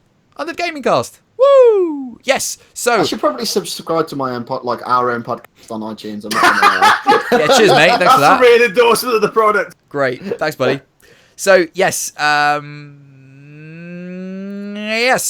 let's work out where to find us. Naz, where can we find you on the internet, and what do you do? Twitter at Naz_Dragonheart. I do the best tweets. He does. It's true. Right, no. So, quickly, before we go. Oh, my goodness. Quick. Make it quick. I'm really sorry. I love you, Rob. So, I did a stream last night of Dark Souls, and Naz live tweet stalked me all the way through the fucking game. And if you don't follow Naz on Twitter, you're doing Twitter wrong. I do and Naz Twitter _Dragonheart. It says it below his picture, below his video. Go search him out. The fucking funniest thing I've ever seen in my life. So there we are. Naz, are we going to see any content this month? Please? Something? Maybe? We might see something. Ooh. Let's hope so.